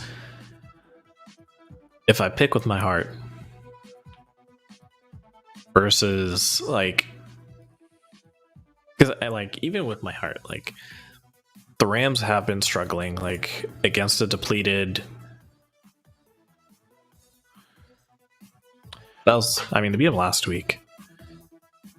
Yeah. Or no, yeah, 2 weeks ago. I'm thinking, yeah, with how much of a hard time the Eagles had with that, the Mhm. Dallas should be able to pull it off.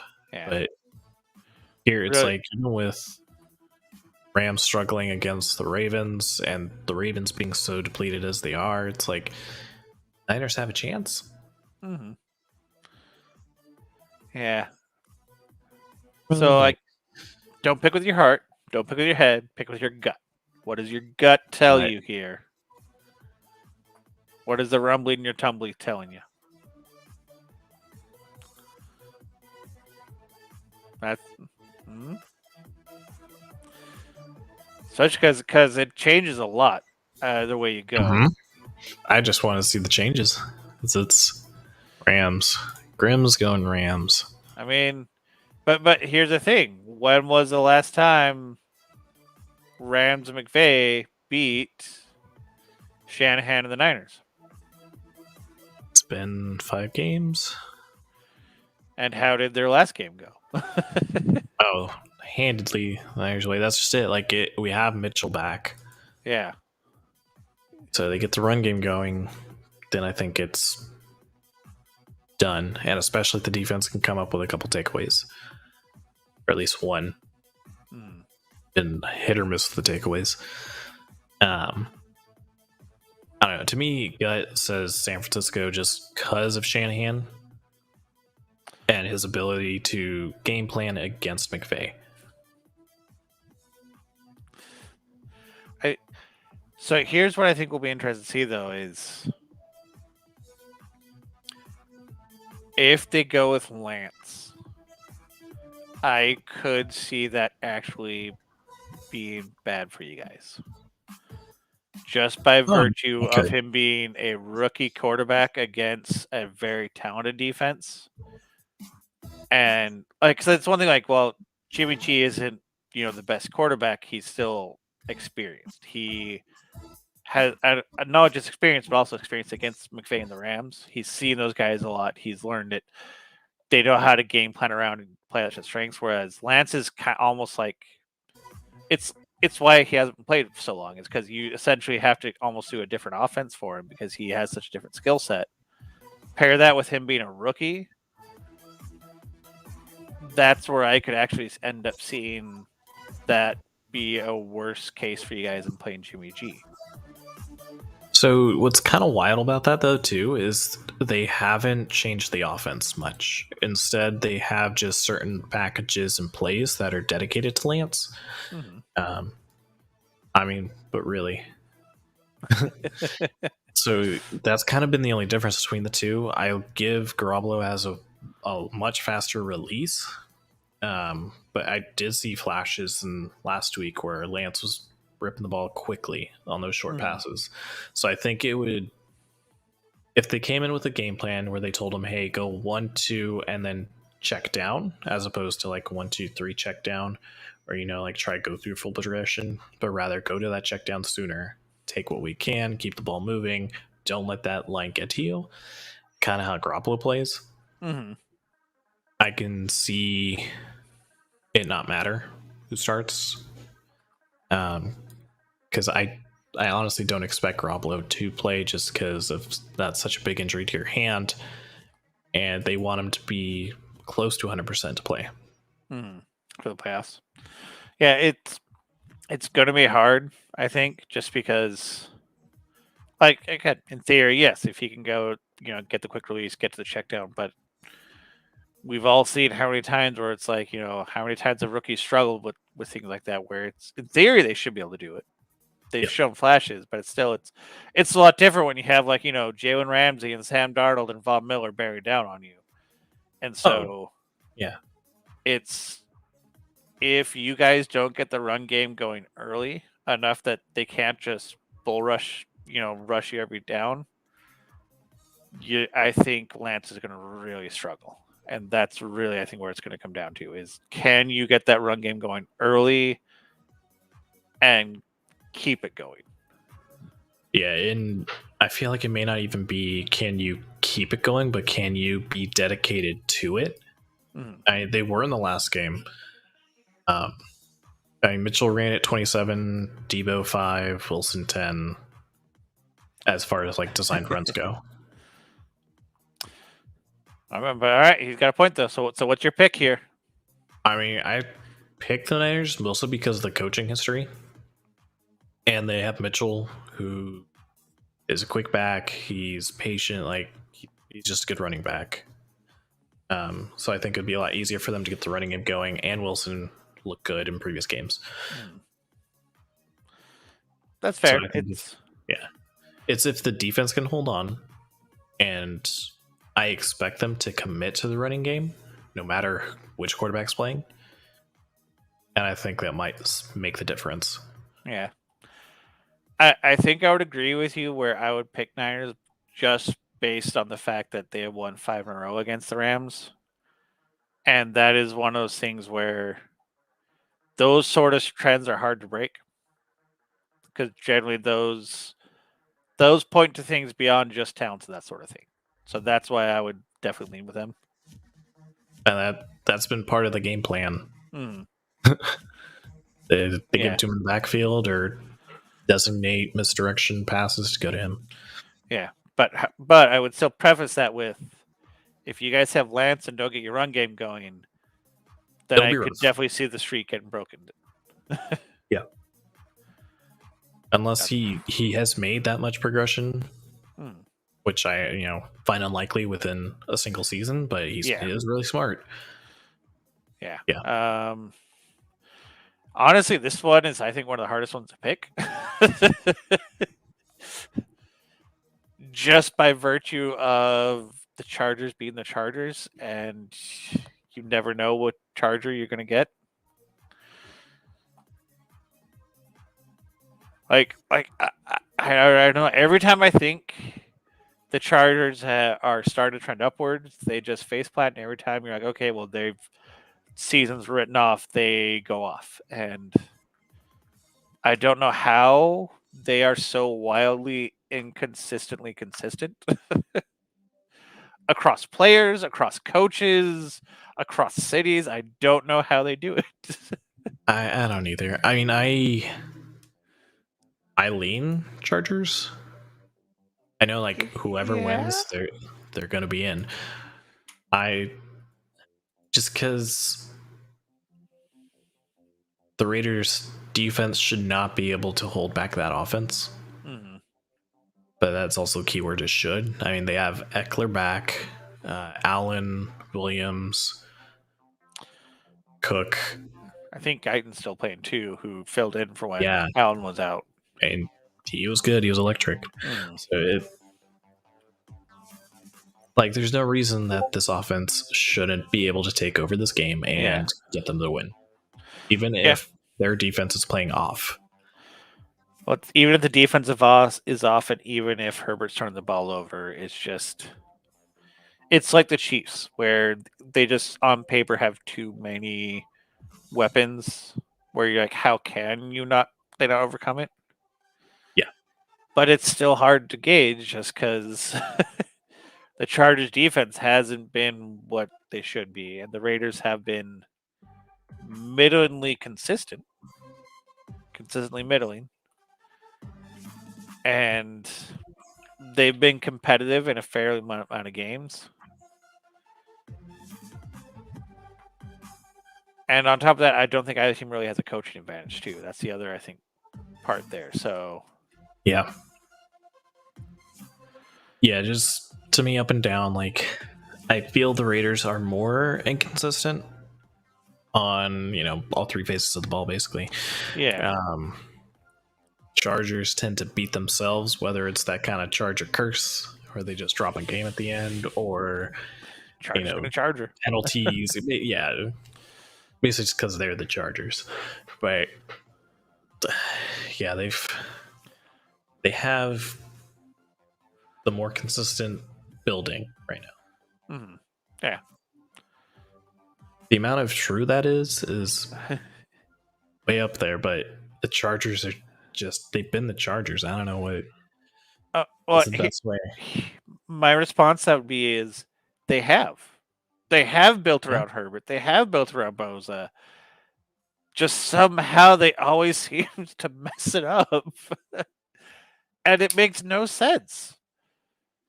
Right. Like on paper, they should be up there with the Cowboys, where they should be one of those teams where, like, okay, they should be rolling through teams.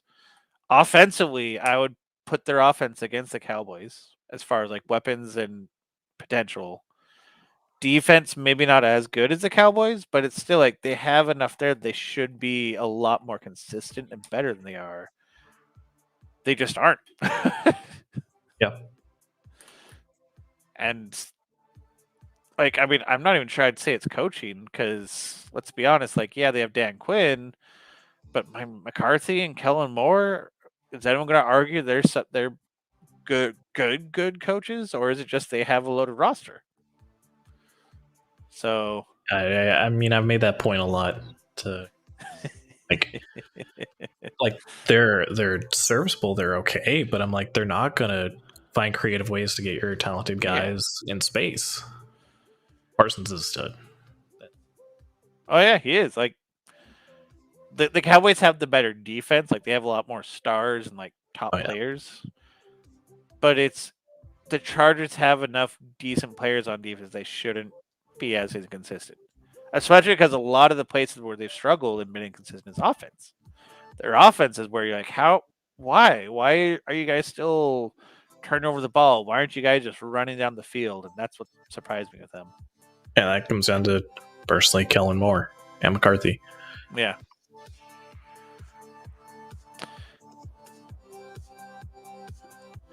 I mean, if Eagles win, nothing changes based on other picks. See, that is true. Yeah, so what you need is the Eagles to win and the Rams to win. That's when you see a lot of chaos happens. I mean, even if this changes it up, just because Dallas is now playing Arizona, San Francisco is now playing Tampa, and Los Angeles is now playing Philly. Oh, you're right. That is a bigger game. So let's flip that. Eagles win, then they play Tampa, and then. But I mean, if I flip these back,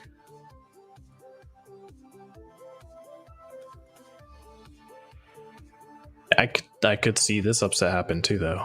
So they could go back to back. Well, yeah, those two are big games.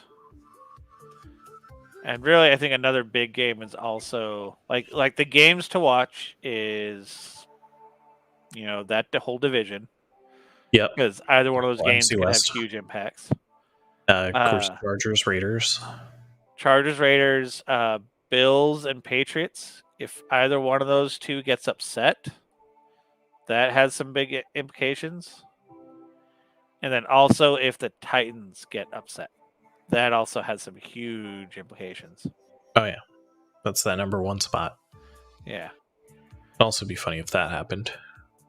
Oh, yeah. If both the Chiefs and Titans get upset, which I would love to see. Because, again, I'm Team Chaos right now at this point. Team Chaos, Team Underdog, teams that haven't made it in a while or whatever. So, like, honestly, even more so than the fact it was Green Bay, that's why I was hoping that the Vikings would win last week, is just because that opens up a lot more potentials for chaos. Yeah. Like, I love seeing those 4 or 5-way ties that started at the top of the leagues. You can't change it. No. But Yeah, no, I remember the what ifs. It made week 18 a lot more interesting. Yeah. I mean, but here's the thing: is Week 18 is still really interesting because Green Bay's the only team in a position who can rest. Every other team still, like every other playoff team, still has something to really play for as far as seeding. Like I think, well, let's see. Actually, never mind. Looks like Cowboys and Bucks. They might have their seeds locked up. Well, no, that can't be right. They still shift around a little bit, depending on if they win or lose. So it's still seeding. Okay, so Nice. they shift around if the only shift I'm finding is if Cowboys win, Bucks, Cardinals, and Rams lose. That's the only shift. But if Cowboys That's- lose, then It's the largest. okay. Never mind. Also, if Cardinals, Rams lose, if Cowboys win, the other three lose, or if Bucks win, the other three lose, then you see some changes. But if either the Cardinals, yeah. No, so I guess you're right. It does. I mean, yeah, dude, your division, man. Yeah. Like those two have the biggest impact on the playoff seedings. Not gonna lie, it's a little bit of a dream scenario where it'd be all three teams out of the NFC West that end up in the playoffs, and it's not Seattle, just because of that hate for them. I mean, that's fair. That's fair. But still, like, those are some big games, and the fact that not only are they big games, but they're late in the day, it makes things really interesting. Like, I mean, you guys are all playing at the same time, so it's not like one of those you can go and like, okay, we're good. Yep. Like if for some reason it was, and say this happens, LA could be like, you know what, Stafford, you can sit. Doesn't matter. They have the division locked up. Yeah, I mean, the That would only shuffle, but I think the only time you guys are sitting comfortable is if the Saints already lost. Because at that point, then you guys have your spot locked up, essentially. Then it more comes down to how well, actually, let's see. Does that change? Does that change? Yeah, I'm not really finding a scenario where you guys get out of the 6th seed.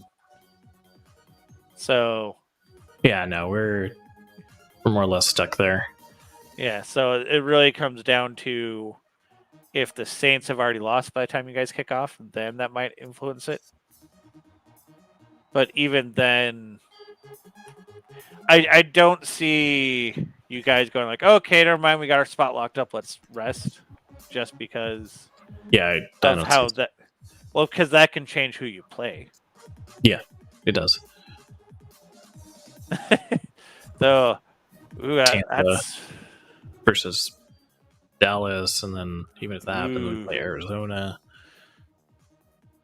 There was another scenario where we play the Rams. Yeah, man, that's actually... No, there is a lot there. Yeah. And then, I don't know, personally, I think the Eagles... Either way, it's a tall order, but I think, again, you have a chance against the Bucks. At the same time, you guys played the Bucks surprisingly close. And this was when the Bucks were actually healthy and you guys were struggling. They're beat up.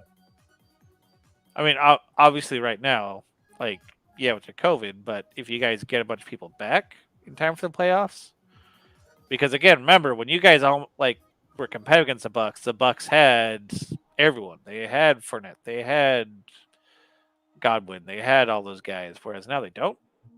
Godwin's done for the season. Even Jones went down in the Jets game. Yeah, Fournette's gone for the season, as far as I know. Yeah, so, Evans is banged up. and Brown's gone. So you Yeah. really, it's a matter of time before Gronkowski gets hurt in game. Yep. And you're worrying about Le'Veon Bell. Yeah. And Like, that's not much honestly, to worry. at this point, if Gronk sneezes too hard, I think he's going to fracture another rib. Yeah, pull his back or something. So here's a question for you then, because there's multiple scenarios. Would you rather face the Rams at home, the Bucks at home, or the Cowboys at home in the playoffs? I think I know who you would say, but I'm curious to see who you actually pick. Who I would pick? Yeah, because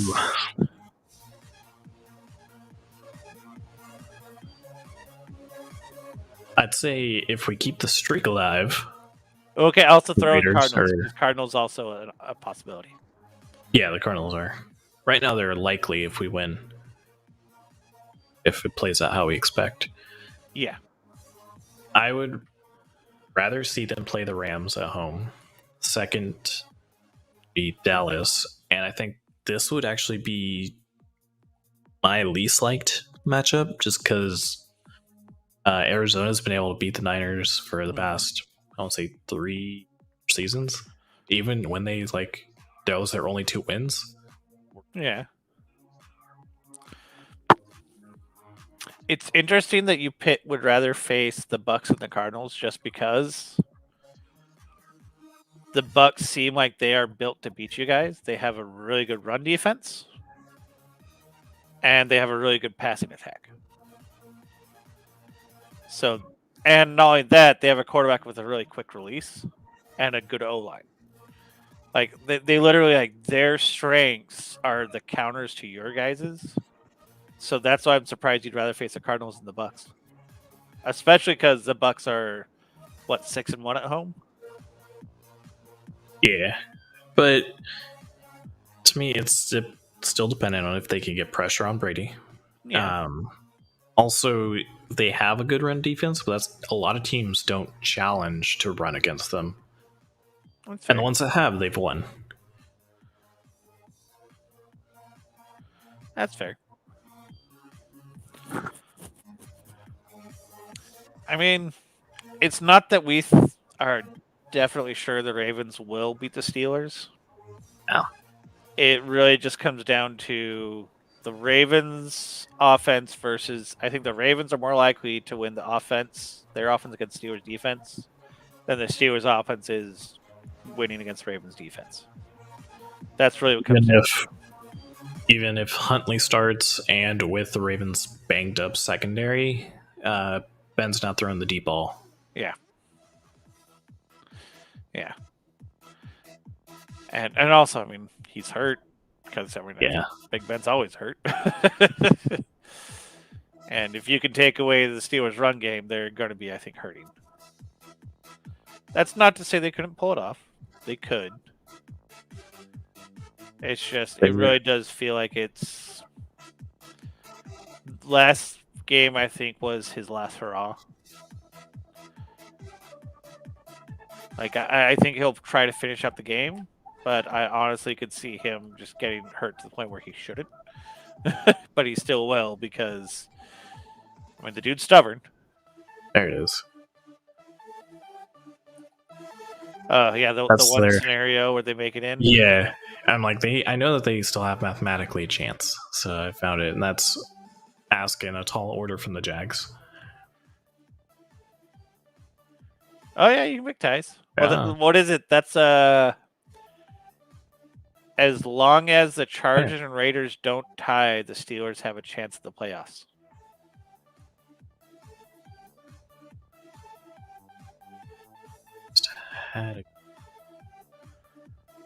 I think that's the scenario that absolutely eliminates them.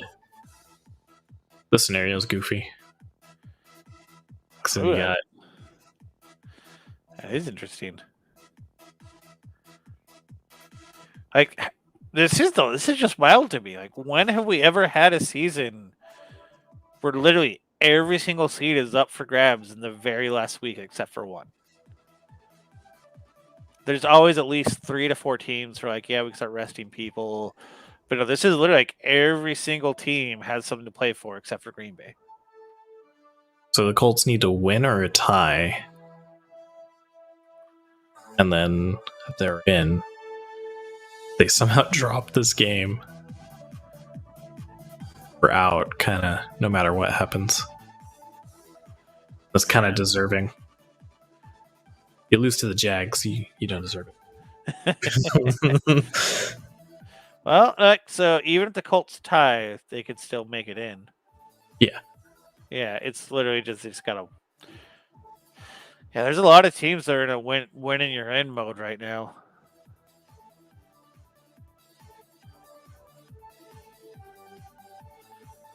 But yeah, your division though, man. Yeah, our division's a rough one this year. Those two games are arguably the two biggest ones of the weekend. They shake up a lot. Yeah. Well, it's like if you guys in Seattle wins, Dallas plays LA, and LA still gets the division. Orleans is in. They get bumped to the second seed, play them. Another rematch here. Well, that doesn't change anything at that point. yeah, I think New Orleans just needs Rams to win to be in. So as long as you guys win, you're good. Yep. Yeah, because even if you guys tie, even if you tie, that's the only way we're okay. Get a rematch if we tie.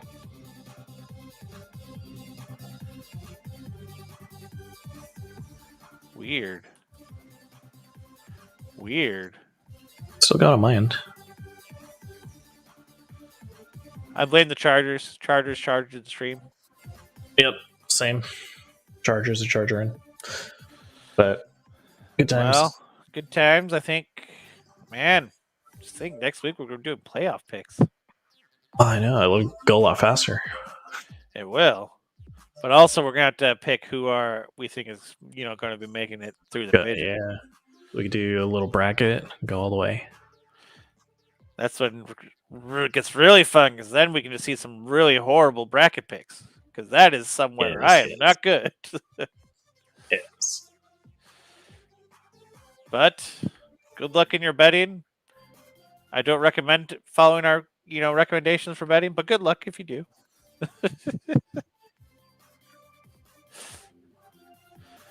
Yep. Good luck in Poker Stars. May the odds be in your favor.